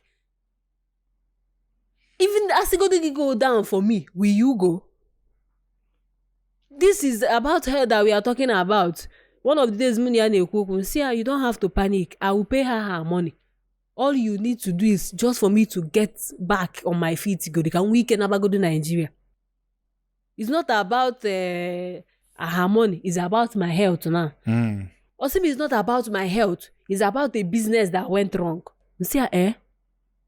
So my health is not even important to you. Ọ bụ na that sickness na hit ego ọkwa irudebegodo ọrụ na ogo treat bego ego a niile ifili na ịlụtago ọkwa ya ka a ga-eji wee treat gị. Now this lady, this my sponsor in question now abịago n'anya fụ na ọbụzụkwa ihe ekwe na akụ ka a na-agba. Ewee bido gbanyeleba okwu ego gwakwa m makwa ndị meet bla bla bla bla bla. Mgbe herself she has chatted with my dad na-agwa ya ahụ adịghị m nkewa my dad na-ekwu ka ọ gbanyeleba but mụ nwere ga ama my dad ma na at this point now there is no onwe ihe ọ emegide wee raise 5 million. That was mgbe eji wee tụsaba my video online. Even self amadi na video ma apụgo because they have me video that place. Okay, don't got that video send my dad be here, my dad be as send allow my friend in eba. So my friend jize na waka say ndo ma nekwa. So they started posting it online. But mwa ji nwete my phone, my video anorugo online already. So I did not even know the first day posted, I did not even know. To aka bidozie raise bezie ego, a lot of things and mmadụ na-akpọ nke nwa. At the end of the day, the contact I was able to make, so many people believe ụfọdụ na-akọzikwa ịpụbara gwa ha mmadụ ose etie ịchọba onye na-akpọ or na me send you go obodo oyibo na me do this one nke nwa. But anyị dons actually sent somebody to confirm because I asked then enwere contact anyị dons so MC Cogency ka ngwa si kọwachala ya nyanwa gwa m ka o si adịrị ya nsi ya biko na ya ọnwụrụ m anyị dons ọ bịa chat anyị dons so mgbe anyị dons so for the 10 ka ọ bịa gwazie that nwa aba entertainment si ya ga-check ye true nọ na ahụ adịghị m because so many people si no ego m akwụ my sponsor ka m wee nataba na half go na mmenwu ihe dị na ya na ahụ dị m. so mgbe ọ bịa chekichazie. He came to our house mee video. Even my madam himself, my sponsor self na-ewede iwe ihe mmejji wee send the guy my location because ụjọ na-atụ ịmago na business ha na-emebi illegal business ịkpọta mmadụ onye a nọ na-eme trafficking somehow. So ụjọ na-atụ ya na o nwere m ike mee ihe na so ya na-emezi bụ ọ pụta osizie my phone. Ọ bụ na m chọọ ịchatị mmadụ bịa nọ n'ihu ya mụ na onye ahụ ihe ọbụla m na-akọ mụ na onye a na-achatị ọ na-afụ ya ka ọ wee dị sure na at some point self ọ kwụsịzi inye m fonu m atọ si mmanụ ndị a niile m na-achatị m feel na ha esend ego n'ọ ndị bụ ma ihe mụ wolu fonu nyanwa. So I had to most of them wolu their contact tii na ha phone. M wolugodu phone ha chat phone ya chat ya ha they no go believe they go feel say nekwa so none of them even responded, you know. So nwa aba bịa mee video mega kwucha some things bịa post gwa anyị dons na eziokwu emago ụfọdụ self for the fact na magwa dị ndị mmadụ even Uncle SP bịakwu for the thing. Okay, mmadụ post the video na group anyị Uncle SP ndị content creators Uncle SP mepe. So mmadụ post the video si na ọ bụ street queen bi ya kele ihe na-eme nke nwa Uncle SP si na si hapụ m na onwe ya na-eme m na nnata ka m chọrọ ịnata fake si na ahụ adịghị m ka irezibe ebe ego m meji wee nata mbịa na di ya bịa si ya no true na ahụ adịghị m na ihe a na-aya emebugo m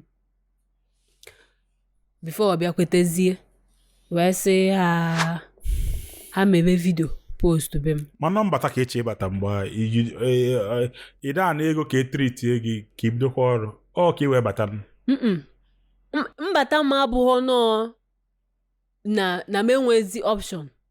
Mbata m was I'm coming to treat myself. Mana ịnwekwa na option than ịbatakwa na bịa treat onwe gị. That was your only option and then you wanted the resources to come back. I can treat myself there. Okay. Yes, but if I treat myself there, this sickness be na-emere occur. So treat go don't remember it will still come back again. So there's no need the more we treat you when treat you remember and all. And meanwhile, ego has a treat is not like our own all the and for the fact that they can't do me blood transfusion is useless to me. It nature and blood booster may see after what I know that will heal me now but that blood transfusion. But for the fact that you can't give it to me in this country, every treatment in name is useless because it's not going to last. Okay. So that's why I had to fight kambata. You know? So Abidozie bia raise that money. I reached out to so many people. Ndị mmadụ onye na-akọ nke nwe ya akọ for her. Na-ashawo ka o je blah blah blah blah blah. But at the end of the day, I came back. Enwe video gị I fụcha ị na-ekwu maka depression or something mgbe ị na ebe what was happening that time? Mgbe the thing bịa na disturb in my career. I noticed that my career is dying and obodo abụ obodo ha bi je no isi no yi no ya bataba afugo m na this my girlfriend na ebe a na after 3 years onwebere anything and otu aka ọ ga-esitekwa m after 3 years. So how will I continue? I can't do skits outside. And the resident permit ebe a dịka asị na ọ ga-ebicha 2.something million na ego baa kedu mgbe m na-alụgidekwa ọrụ again wee lọta resident permit wee bido wee nwee ike wee pụba ifu na ọ ga-etake him like 5 years before that's my contents in feed na-enye visibility abịa balance ya. So when I think about it the thing abịa na ewe m down, no freedom, nothing. You can't do anything. We just have to be inside the law, in time, pia phone. You can't even be working and be pressing your phone in a work with yourself problem. This is they use yeah, madam got 4K kuyenante. Or feed na you're not concentrating on what you are doing. So you don't have that. So when I think about all these things, it's my first experience. I think I can't do this. But now one self, I don't go. My madam, my sponsor sim, or say I'm could be ever now. No way there anything of no ye, me not try. Go near the kubo quig. No see what nan decide ya can one and one. Na kwa mmadụ ebe a nwekwa na efodom je tufuo ebe a na-etufu ndị ọzọ na anakwa eme no ọ bụ na asị na ọka ebunata m na ọ erukwa ebe 20-something million.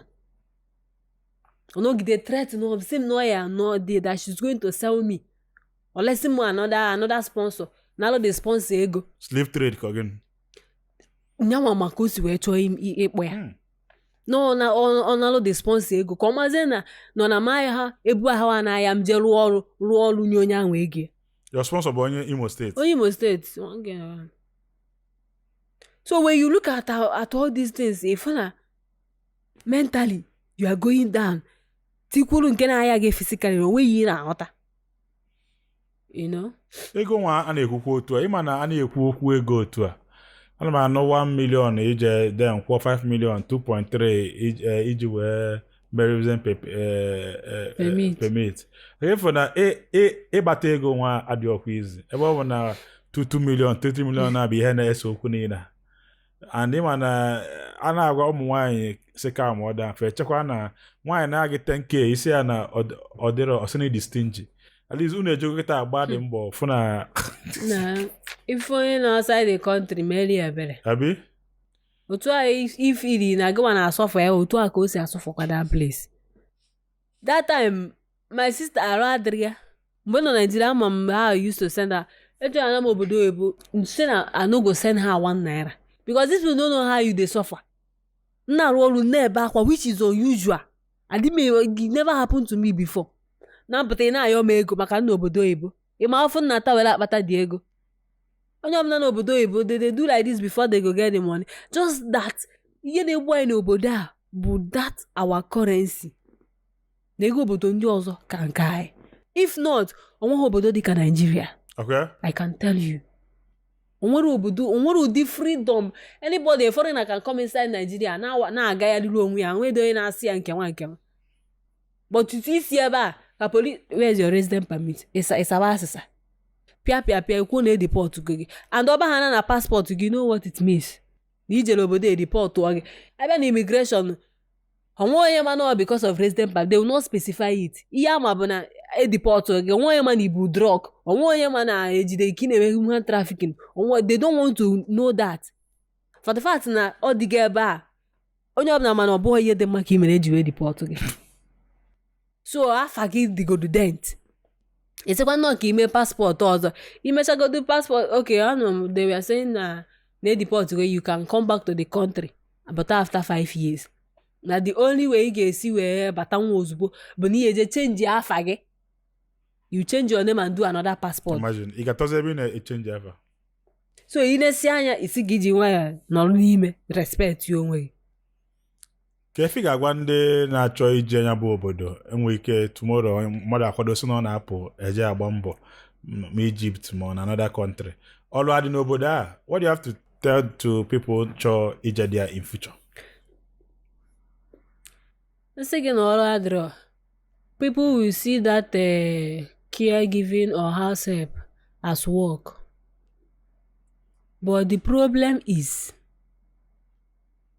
kedu mgbe ị ga-alụ wee kwụcha ụgwọ gị ịlụ ọrụ for 2 years wee kwụọ ụgwọ gị ụfọdụ na-alụ 1 year 8 months ụfọdụ 1 year 9 months ụfọdụ 1 year 7 months ị wee lụsị ọrụ a wee kwụọ ụgwọ gị asị gị ngwa enyego gị paspọtụ gị chọbazikwa ụzọ ọnya ka ọ ga-abụ at the end of the day ị na-esi anya fụ na ọrụ a na stress gị iti isi na ịwa ashawo also imepe ọkpa because if you go na akwajo ọsọ onye ame ya onye me ego akwajo ọsọ onye ame ya onye me ego instead of ije emebe nke ahụ mana ọ na-abi na-eme ọ na-stress gị na-akọsụ gị health issue.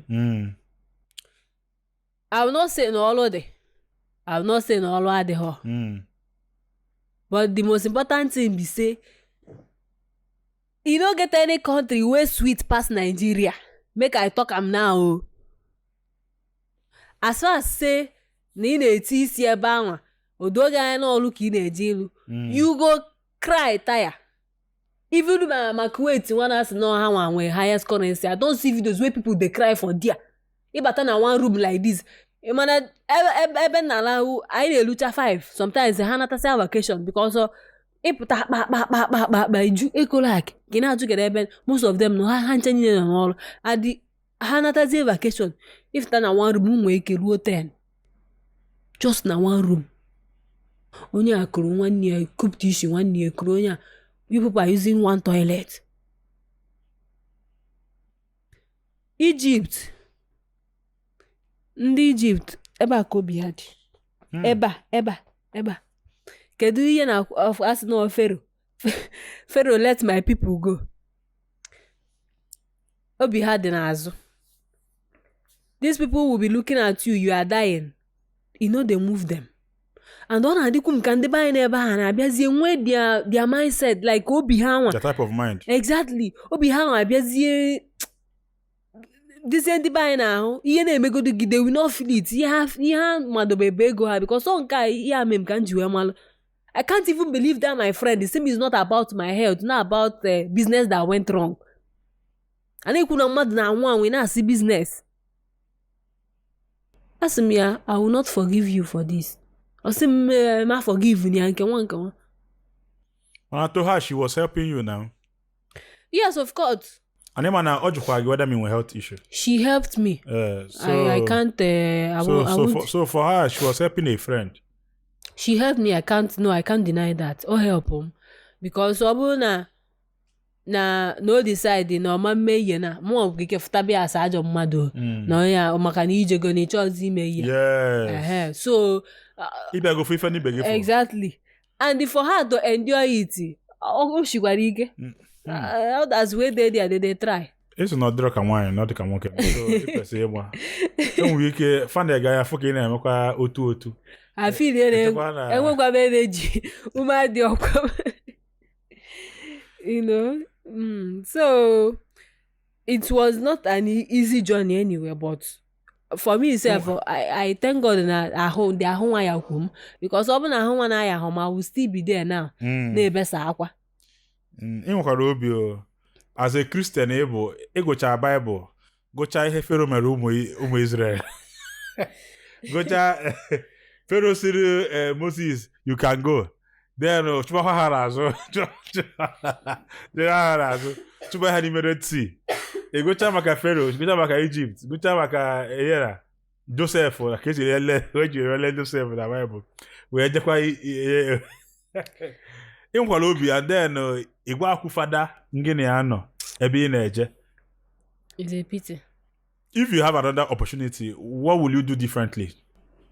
Another opportunity to that na asị gị nge bịa ọ bụ kịta na ịmaga ihe ịma na ewesị gị nge bịa na bụ obodo ka iche na ike eme differently kedu decision ifili na ike eme differently ị na-emero ma asị gị nge bịakwa data obodo ọzọ. As far as no that otu anọ na also go I see to them egbe n'ihu say na my saving na my savior nọ na Egypt mma si save ya amata Nigeria. I no go do am. I no fit go Egypt again. Say na na-eje aja arụ ọrụ. Na nje ebe a bụ na nje because they have a lot of ebe na eme sightseeing. That's the only way mmeji wee je obodo ahụ. But ọ bụrụ maka mmụ ijeje rụọ ọrụ si na currency ha jikwa wee ka nke Nigeria. Aba m na Nigeria I no go beg for food. I no fit try am. Also ga burukwu obodo ọzọ one self ka asị m. Vacation 1 month I don't come back. Happen I know they go again. UK kwa na Germany na France na Europe. Askana ngi bia ba Europe. Ika geje. Ifu be dey. Abuna. Imana ihe dị different na nke ndị abụ na ha na-arụ ọrụ hourly. Oh, just the different. You will get 2 hours more here. But when you remember the bills you will pay, you will still have to stand up and because if you don't pay the bills, who will pay them for you? That's just the thing. You can boil stress out for n'ime na-arụ ọrụ na abụ ọrụ ịtọ so that they will be able to meet up with that pay again. Na Nigeria ka amụ mma biko. I know they go. Better make I dey here. Otu akta inwego experience ijagata akpata ego ka ihe inwe egwa ndị gbagide mbọ nweta ya because when my friend dey post to say have you now understand your father or post to say have you ihe me mpagije eme ihe ọ na-eme iwatagi ya kita ko are you still fooling yourself? And say my friend ya blogori from uncle because I watago mo why uncle do ale na enye me ego mba ga kita abugom uncle mmadu. Otu akita ije go obodo kita iwatago ka ihe nwoke na-agabiga to make money and why people should respect onye ọbụla gbagide mbọ gbata ego as nwaanyị bụ gịta iwotagi ya and what do you have to say about that? Of course I have. Echi niile na ọ bụrụ na nwoke chọrọ ịnụ m bụ obodo oyibo ka ọ nọ, I won't have any reason to bill him more than a person nọ Nigeria bụ na ọ bụkwado onye nọ Nigeria chọkwa ka mụ na ya nụọ. The way m ga-esi wee bill onye nọ Nigeria ka m ga-esikwa wee bill kwa onye n'obodo oyibo because these people are really suffering. You can imagine na mmadụ ga-anwụọ asị gị na ịkpọnata ya ga-eteki millions dị afọ tinye ebe a ahụ anaghị mmadụ asị gị na ị gaghị eji wee mee ego a ọ bụrụkwa na ọ bụzie na onye a balance be. For instance na imagine na alụchago m ọrụ nke m mee free, you understand, nwee ike after 1 month or 2 months mbido ịrụ ọrụ for my own ahụ ya bam. Who do you think that will bring out money? Sponsor gị owelugo ego kesi gịnị ya kalas o nwezi ejikọ gịnị ya again as far as na o dego gị passport gị n'aka. So ahụ ya ba ike ka ị esi who will take care of you ka ị esi wee treat yourself. Ọkwa obere gị anyị lụtakwa iji amanage ka ị eji wee treat onwe gị. At the end of the day, ike the ego will not even save you. Enwụọ akọdobe akọ gị na o jikwaje obodo ebe ọ nọgokwa 3 years 5 years afụbe ihe a nọzikwa bụ na ọnwụgo kekwa n'ozu ya ebunatanwu ya maka ego adịghị n'igi ebe a. It's so painful.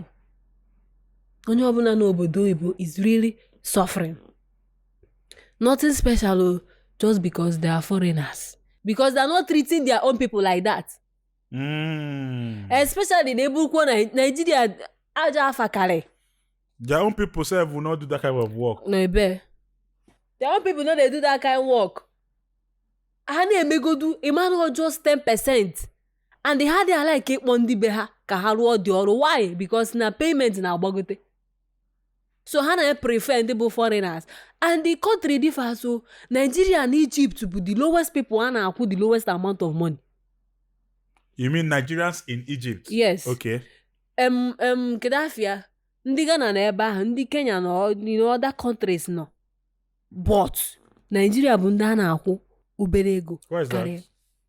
Sorry, why? Why is that? Yes. Probably because of the name Ajafa. Because they feel they are doing you a favor. Of course now. Because in one option will be about yes, exactly. Anugo ma ya aga m interview that time na achọ ọrụ onye ya na onye Ghana asị na enwere ọrụ pụta na ya ga-akwụ ya bụ 10,000 Egyptian pounds. The girl sị na ọ dị alụ na ọ bụ na akwụ ya 10,500 na ọ ya alụ. She has option.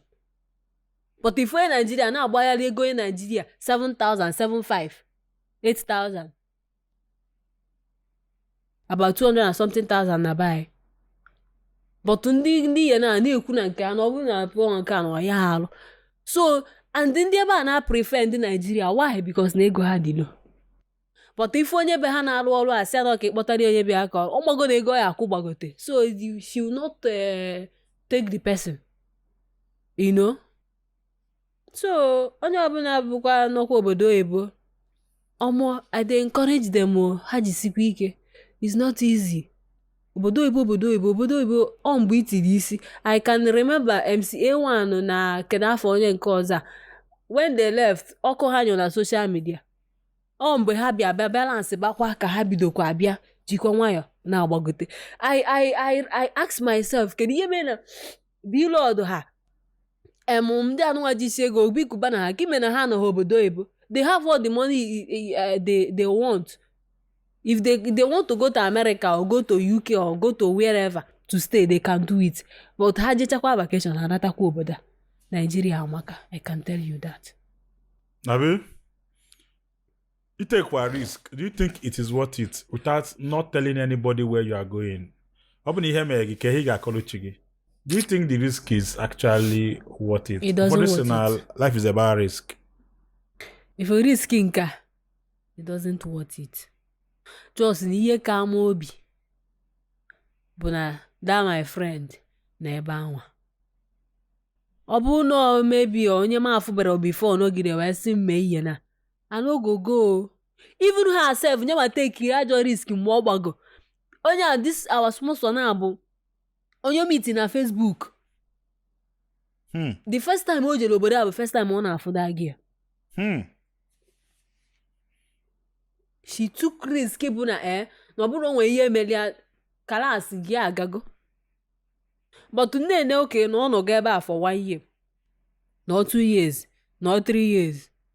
It's okay. I have her, then I can go. Do you feel that your friend disappointed you mgbe ijezi ebe a eje? As in, mgbe gị na-afụzi na o mere ihe friend kwesịrị imere gị? Do you feel that way? If she disappointed me, just 20%, because I told her there are some things na-eme ebe a that you didn't tell me. Ọ sị m na adị agwasị ndị na-abịa ihe niile. Security court good na-aba. No, ịbịazie ịfụ. And at that point, onweghị ihe emenwuzi. And again, she told me that I'll be doing my content. Onwe bụ o ji wee gwa m ihe resident permit ya, she didn't tell me. Ọ nke a bụ ihe wee m iwe. Ọ sị m na ihe resident permit ya, polisi kpụrụkwa apụ ọhụrụ na mgbe onye nwa bịa na dịtị na-adị ọ na dịtị nke bidoro ebido. Ọ ka bidoro ebido, but o bidogo before i wee gwa m na mma abịa. So why didn't you tell me? Ọ bụ na ọ gwakwara gị, do you think it will change anything? Yes, no. Ị decided ijekwa obodo oyibo.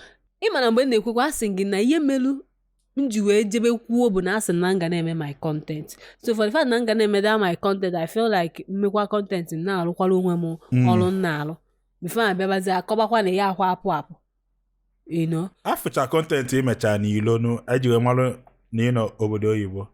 Ọ dị ka 1 or 2 content. No, that one bụ onwe ike apụ just I keep my phone. No, I maybe my own content. Or just ndobe phone onwe ike mgbachala egwu ma ka ọ dịkwa ka. Okay. And ị na-emekwu ya, ndị mana ọrụ na-alụ babysitting dey involve. Ị na-eme nwatakịrị agbafọ. So ị na-eme you have to be observant. Ị nọ na ị na-anya ma nọzikwa ebe ndị bịa nọ. If anything happened to their they will egbu gị. Akọ karị n'obodo a. Ha na-enye mmadụ tiri gị poison na n'isi efe irie nwụọ. Ịpụta eburu ozu gị asị na amakwu ihe were ịlara itetọrọ. Abịa buru gị. They will not onwe ihe gbasara ha. Mmadụ nwụọ ha dị afụta as anything. Especially onye isi ojii. Especially onye isi. Ma ndị be ha sef. Say na enwu it's okay. Onwe ka ha si asụ ya na be ha. Asị na ala jikwa mee nke nwa ala akpọrọgo gị gaba. Muslim country abi? Exactly. So ha dị afụta ọnwụ as anything. Onwe ihe ọ dị ha ka ya. Mana ihe na-ewutezi m bụ na mentality mind ndị be anyị bịazi na-echenji kwuzi to that. You know? And that my friend, ọ gara ebe a mpịa nwụọ, she couldn't come back. Because na ọ kwụchabeghị ụgwọ ya. Even though onwegodi ka ihe si mekwa na family ha na she can't even come back because ego elu bụ ego ọ eji wee gbakwa flight wee nataba. 700,000 nwa. And funny enough, akwa ụmụ kedu ya na-akpị ya overstay na airport. Visa, ọ sị na visa onye m visa 3 months, but anọlụbeghị m 3 months n'obodo ahụ. But I paid ego by I think 50-something thousand. Na just 1 month plus because o mesibe 3 months before when I to obodo. So meaning na visa onye m visa 1 month, not 3 months. Then mezi imagine onye no go 1 year, 2 years, 3 years, 4 years without resident permit n'obodo ahụ. Bọsị ya nwa sị na nata Nigeria. Ime overstay ego na ya akwụ. Oyi akọ ya bi necha anyị ji nwa nọ ebe a 10 years afụbeghị anyị na Nigeria. Nkọtọkarị. Enwekwa ihe dị mma ịmụta from this your travel because asị na ihe nwee advantage nwekwa disadvantage. Enwe ihe ị ga-asị na ịmụta dị mma ma ọ bụ experience ma exposure ị ga-asị na ịmụta. Chacha, go ahead. Actually, I really thank God na ngakwala anyway because o megodu m nke amụtụ down. O mere m isi jụọ m oyi. I swear because Even my dad himself was like, princess, it's not, because of princess, I said, princess, it's not house help can alweba. Mbogewa. Like, oh, ebuna, mad now go, yes, sir. Yes, ma. Yes, sir. Like, you don't have any other person to talk to. Not so Sunday as I yes, ma, yes, sir. You understand? Which I know now, but no over that I know they do am. I only mark I see Joe Mo in number 1. Then number 2, man at this life have war. Sometimes you just have to calm down. And you know, observe the decision what I would take. Me by me. But you know, lose it. Nice. Nke aga ho ya ga na nke ga ya ga. You just have to calm down. Then, excuse me.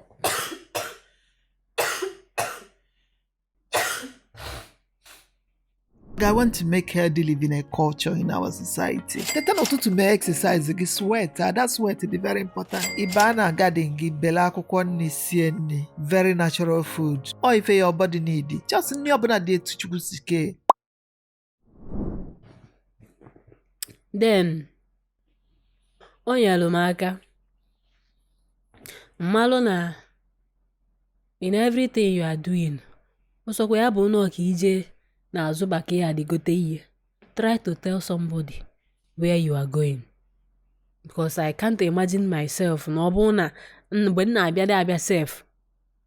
Onwe ihe merun. Nobody knows where I am. Onwere onye ma. Ọ bụ na first place nụrụ ọrụ ka anọgide. Asị na madam ji wee pigbuo m. For the fact na onwe onye mwa. O nwere ike agwa my sponsor si bịa buru ozu m. Eburu m je tufuo. That my friend. Akpa.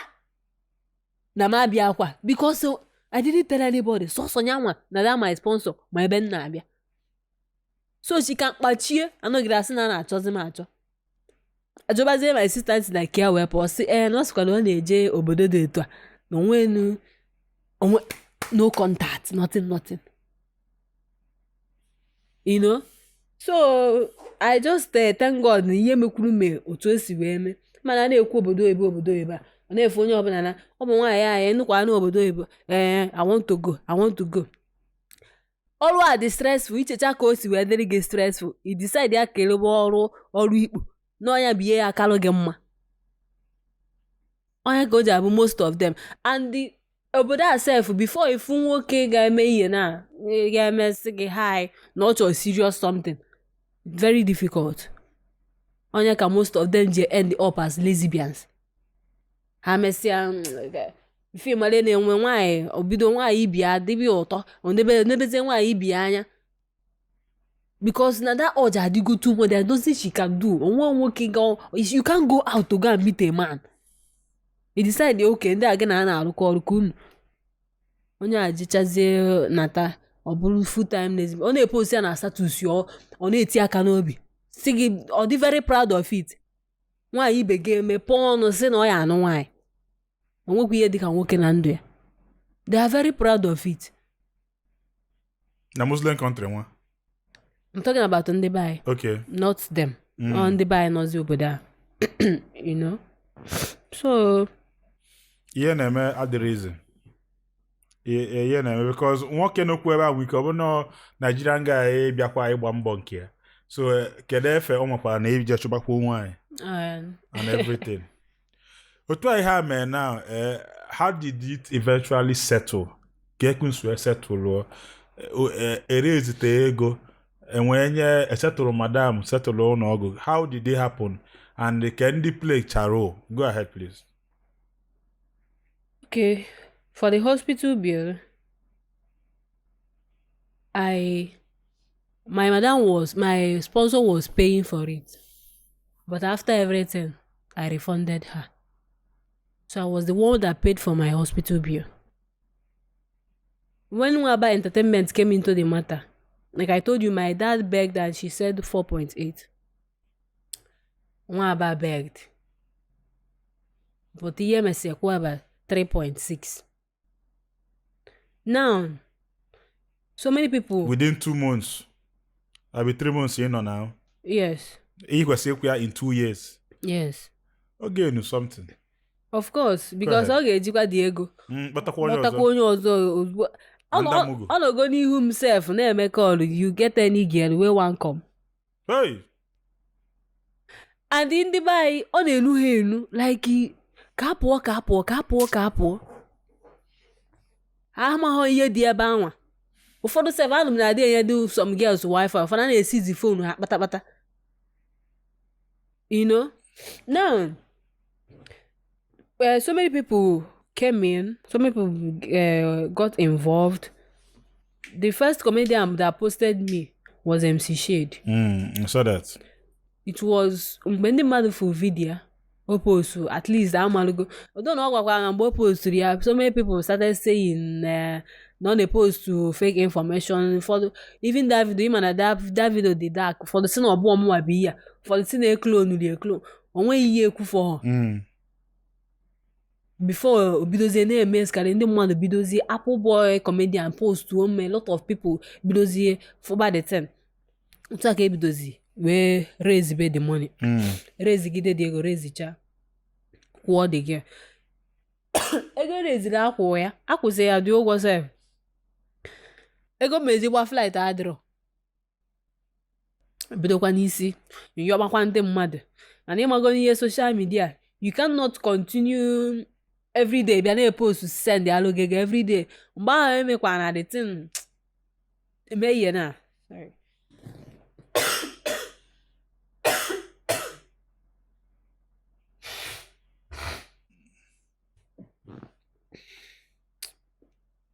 mgbe ahụ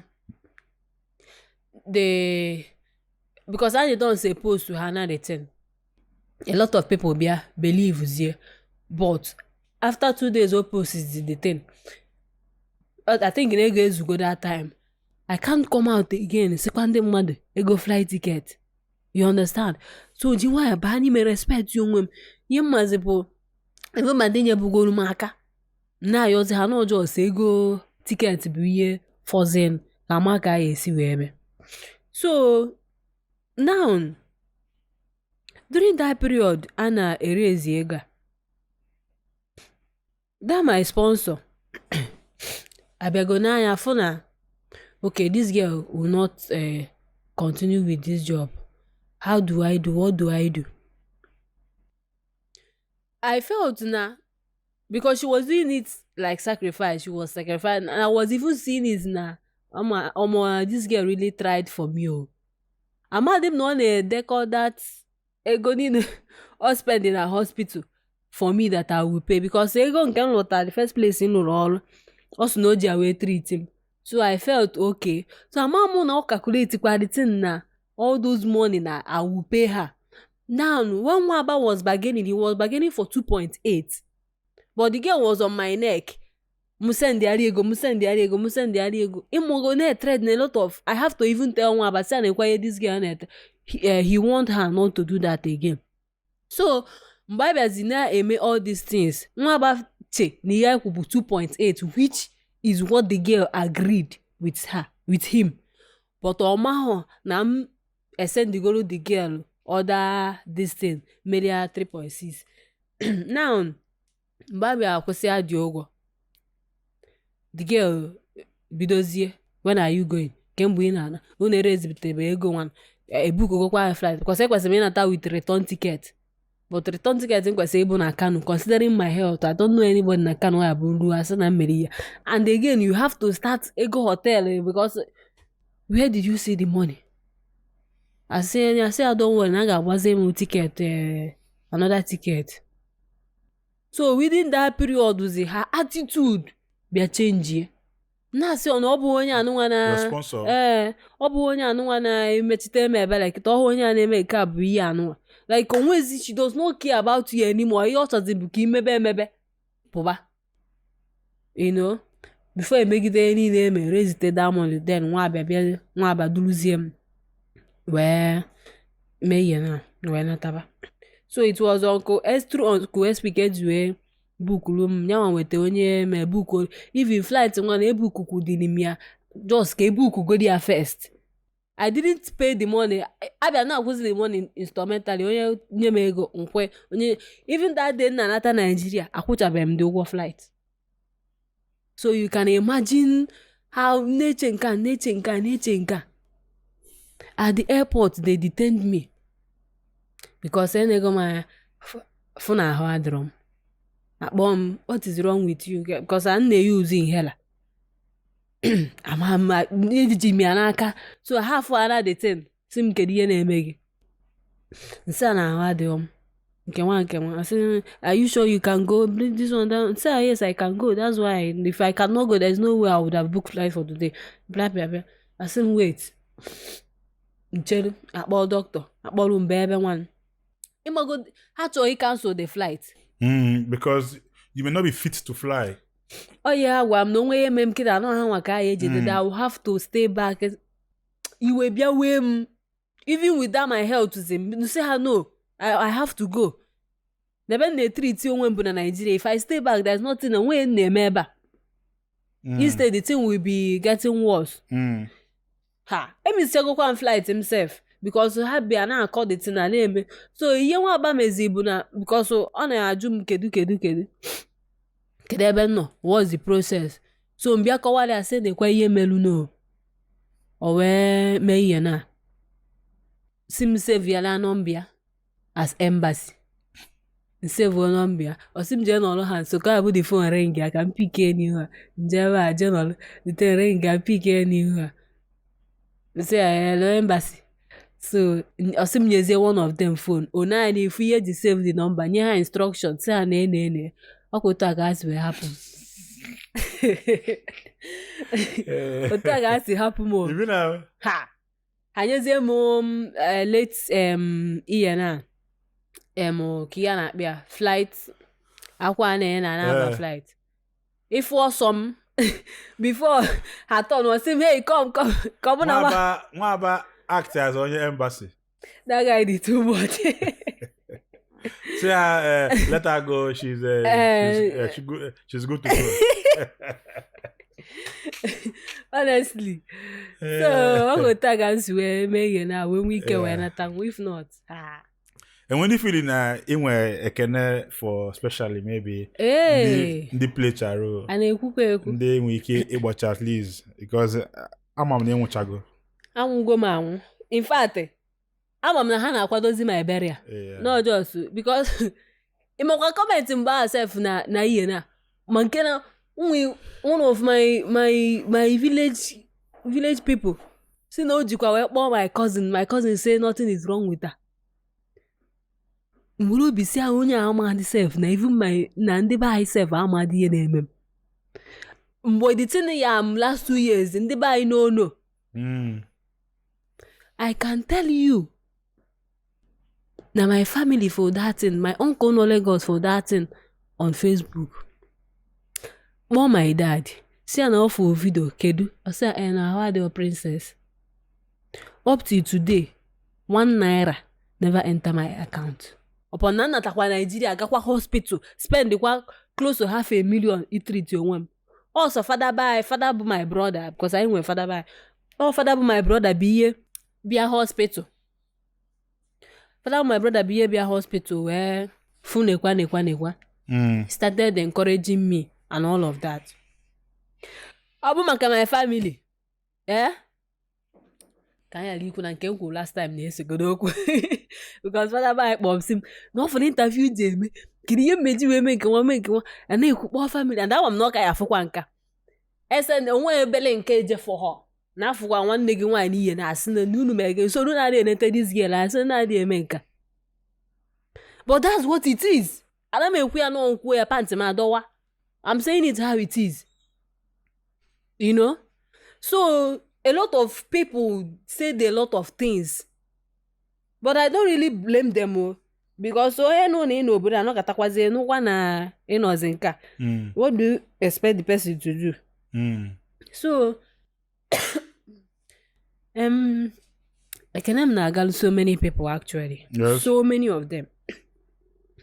First of all, make an go do DB update because no one will be here ọ sị m mgbe ihe a na-eme m chat MC Shade na o nwego followers ya agbagotego na o postu ya ndị mmadụ will believe chat MC Shade mee ya na postu anyị dons video amekwu ndị mmadụ believe more because ha amago na anyị dons will not get himself involved na ihe abụrụ eziokwu you know. Then Paul Fang onye alụ m aka ọfụma Uncle SP onye obodo somebody, I'm sorry to say this but I will say it, somebody send their screenshot chat ya na executive about me. Ihe ọgwara executive na aradro street queen ka enyere ya aka something like that. Na Facebook executive kparịa the person. The person sent their own the screenshot. I didn't say anything. Now one guy bụ si no Ifeanyi Nwaka mma was on Anyi Don's page saying a lot of shit.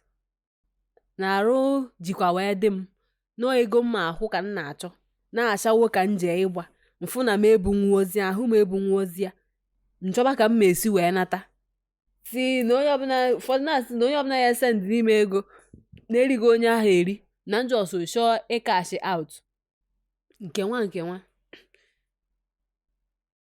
But for the fact na Anyi Dons stood by me because anọgide m had him no post m alert na-abatagasị na phone m na-asị ka ihe men before m wee gazie wee okay nepa chief priest bụ ihe chat m sị m na m afọ anyị na-eme na Facebook m wee jee wee fụ yes na Anyi Dons post go m mgbe aka obi ji wee rude ma na sef sị na ọ ga-enye m 1 million sị ha 1 million will go a long way. So he sent 1 million.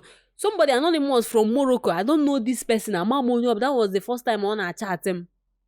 Although no send there before Anyi Dons where publish or publish.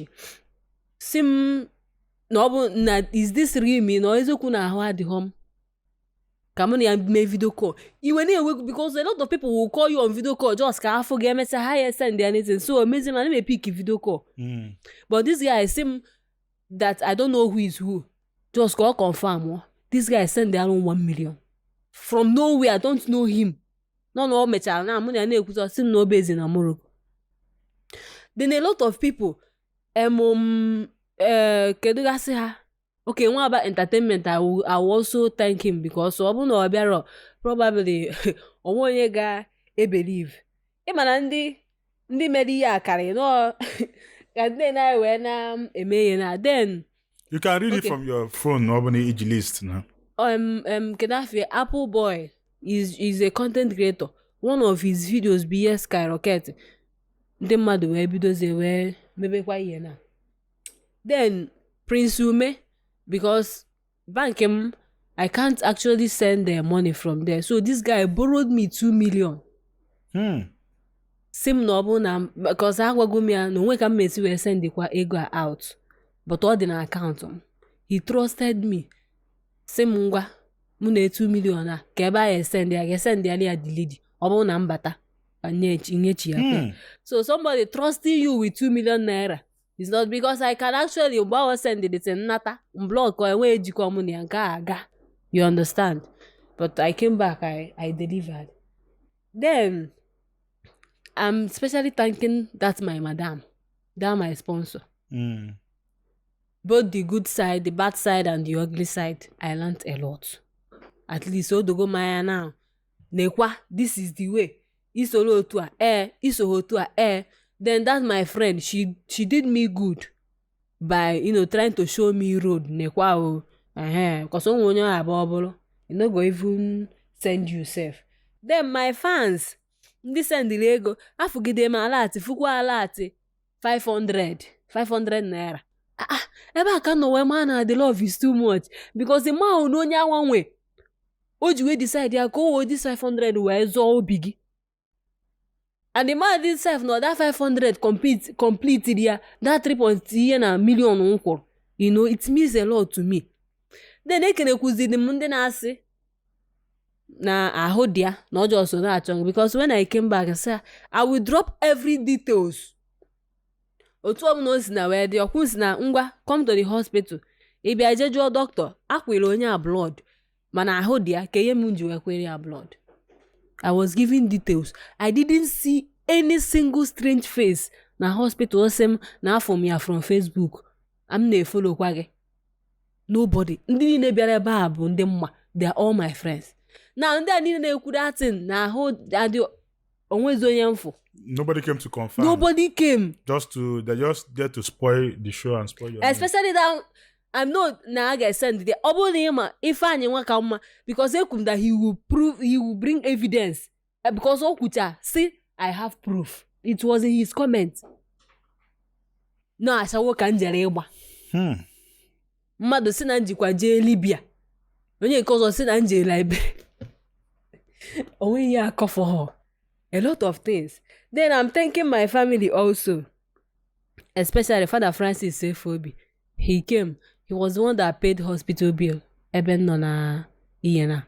Then one of my friend completed it. Then I want to thank this my friend Luchisi. I think the last time I came to interview her, I mentioned that. Yes, I want to thank her because when I was here, see the video of fly, but people began to. I want to thank Queen Splash Cakes also. She reposted on her status. People from her contacts sent me money too. Then Nepa Chief Priest, he was on live video with me so that people will see, because for others are not fake. So he was on live video. A lot of the content creators, they tried. Most of them sent their mail for the post to make video about me. Or for the post which yourself, take one and the account number. Their own account number. Their own account number. All of them follow. Man, the mama they post when we all account number hati. At the end of the day, has your one never ya be in the fast. I had to learn him. I thank everybody. Did they contribute to Omo Odero easy? I swear, Odero easy. And in a special way, I want to thank Young Content Factory.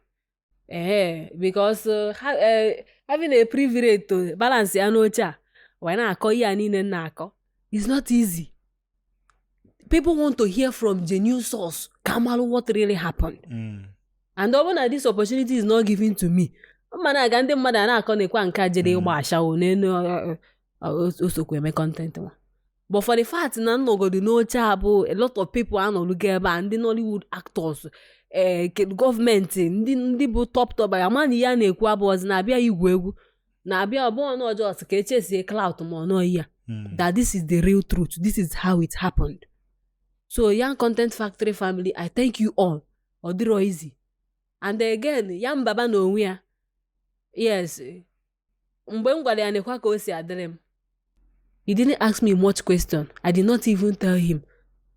But he gave in his own support. Ọ dịrọ easy. Ụfọdụ ga-ajụgide gị ajụjụ, jụọ gị ajụjụ, kpọọ gị video call, kpọọ gị nke nwa. At the end of the day, say na ihe adị ọ bụ eziokwu. We never believe it. You know. So I thank everybody that participated in a special way. My dad. Ọ bịa bụrụ m na airport. Enwekwa ma ọ bụ na m nwere enyi nwoke karịa ịbịa bụrụ. Baby. I believe na airport. We talk was no name. Or some princess or gonna ya. Because the thing maka home see mem my go no spend go na my health. Our blue came outside, cake or sick. If anything happened to me tomorrow, now can buy ma. I want day at Bom Jubam, like I told you, that my uncle no Lagos, but he did not even call me. A boy I say I can do. So when you open up me and I am tea and a high jump, I didn't tell him anything. You know, I thank him for standing by me. For not being Nadiko, that was in cable my biological father, cable I'm real. biko because this love ọ ya bụ imegide ndị mmadụ asị apụ ihe onye a na-akọ onye nwa mụrụ onye yeah, I just want to say thank you so much. Ndị fada tikwara aka because o nwere some of his friends or contact kwa abụkwa ndị fada. Most of them, I wouldn't want to call their names, but I thank afọ m ozu niile. I want to specially thank you all. Ọ dịrọ easy. O nwere onye ọ ga-abụ ọ bụrụ. I appreciate everybody. Dalo. Now that you're actually back, lastly, kedu what next? Otu agita ibatago now. Where do you go from here? Yes, I'm still trying to stand again. I'm still trying to bounce back. Although all easy. When I said I never expected coming back so quick, I actually, gave out everything. Like what you did, lele. Because I feel go na 2 years, 3 years, 5 years. Na bata bem. Na bata bluze ike. Before na bata na bluze go moto na Lagos. A lot of things, a lot of plans, but then If I the catcher. So nothing more. This is just me still doing my content, but at the same time trying to put my energy somewhere else so that I will be gaining some things financially to live. So I'm still trying to figure out what that will be. But for now, I'm still in for content, movies, because I actually want to. Even that last time I started from Nollywood. Yes. But I'm also. But now I now have what it takes that if I come into the industry in Nollywood, only I say no this, I can stand my word and say no, I won't do it. Instead, I will leave. But that time when we can no name because I'm not actually the fame, I will give in for what I don't. So I'm in Nollywood now. I want to focus full time, and then from there I can now move. So I'm just here, trying to stand, but at the same time fixing myself in some other things. You'll be fine. Definitely. You'll be fine. In a more of my ihe mmadụ ka a na-akpọ experience. Jisike, life has taught you, life is a lesson and everything. So don't worry, we needed you to come and clear some air.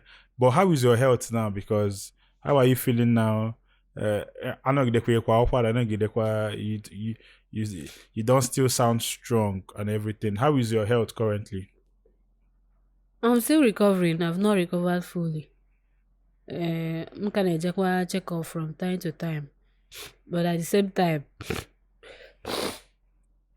I'm gonna they take the way they told me, menka to boost your blood and all of that. So I'm not fully fine. That's just it. We'll be praying for you. And when I take your time now, but when we hear each add in a kura monkey, each emphasize more than well on each drag or color out money in like can pull each on the more do anything else in a kura each add anything monkey could just take your time. Okay. I don't really think I have I'm not really have anything more to say. The only thing I want to do now is to give advice to our girls. Forget about achọrọ m ije obodo oyibo, achọrọ m ịrụ ọrụ n'obodo oyibo. Truly, ụmụ nwaanyị na-aka adị favored when they go outside the country. But at the same time, what if you don't see that favor? Ask yourself, how will I end up? Mmadụ chọọ sponsor ike ibi obodo oyibo, asị gị na ebe ya arụba ọrụ nke nwa. Ask yourself, ọ bụ na nrụgide goro ọrụ a kịta nwụọ, ma ọ nrụgide ọrụ a ahụ yaba m. onye anaghị sponsor m ka ọ esi feel unless ma onye a bụ your family member mana nwụọ na ọ ga-ewute ya. Anybody wey no be your family member when they tell you say make you come abroad, if anything happen to you there, you know the person no go care o. Onye ya kwe send gị. But ọ bụ know your family, or man yes, or my sister, or my brother, I lose in our family, we feel somehow, and I go still contribute do the burial. Make I save am. But ọ bụ na onye abụọ nwekwa ihe gbasara ya, ịbịagokwa bụ na ịbịago, no going back, there's nothing you can do until ịkwụcha ụgwọ ahụ. So ị na-anụkwa obodo oyibo na-anụ obodo oyibo, I want to go to obodo oyibo, I want to go to America, I want to go to ụfọdụ sef ajụbago m, how did you do your Singapore visa? How did you do your Egypt visa? I want to, please connect me. Who connected you? Ị ma ihe na-asa ha? Ịkọchakwa akọcha nsị gị. Do you think you will survive the way I survived? Because if you get something where you dey suffer, way past the one why they suffer, make you reach there, make your head no fit carry am. You may be healthy today, you know me say you fit get there healthy tomorrow. No rush life. Life happened to me. Even people where I keep to my heart, where I feel say these people, if I call them now, they go do this and they go. On a level ị ga-eruo, ndị afụ na nna ya akarịkwa ahụ, they no go send your papa. Kama ya cut to that relationship, ị gabala onwe gị. Kama ha ya asịkwa na ha so gị wee mee ya, they no go do am. So in whatever you are doing, ị mara ebe ahụ ị nọ, nọsie ike, ihe dị mkpa bụ put in more effort so that you be more comfortable than you are. But ọ bụkwa maka rush, I want to go. Wepụ ya n'uche gị. All the very, very important. Then I want to thank myself for not giving up. Cause onwe mgbe nnọgidezi ike agwụgwọ ma amazighị ihe na-eme. Decide kuzie ihe eme anya me agwa ngị na anọgide m ebe ahụ na-asị ka m pụkwuzie ka ndị polisi nwa buru m. Ifu na ojugo m ike agwụgwọ m. Onwezie mma na-eme. You know? So I'm thanking myself for the easy. You know? After ka m nọcha na hospital, nata say, hey, ọmụ anara ije. M nọrọ otu a, lot of things a na-efe ya n'isi. Otu nsi wepụ. Mgbe m lụrụ ebe ahụ, nne ụdị nne na-eri. A lot of things, I'm thinking about a lot of things at the same time. But ntị ngichakwa ihe a niile, I will thank God that I'm back to the country. You know? So, that's all. Dalarin Street Queen Connect Chinecharemo of Efobi. Dalarin there's no rush in life, just like you said. You see ihe me mmadụ o wee mụta ihe. Ndị be anyị ebe aka ga-eweta na njedebe today na oge gbam unu anụgo ya maka ndị na-akọ nke a na-akọ, we had to bring her here so that she will clear the hair, and then enwekwana ihe anyị na-amaro nyamajego. I've not been to Egypt before. The only close I've been to Egypt is in the Bible where Pharaoh was pursuing Moses.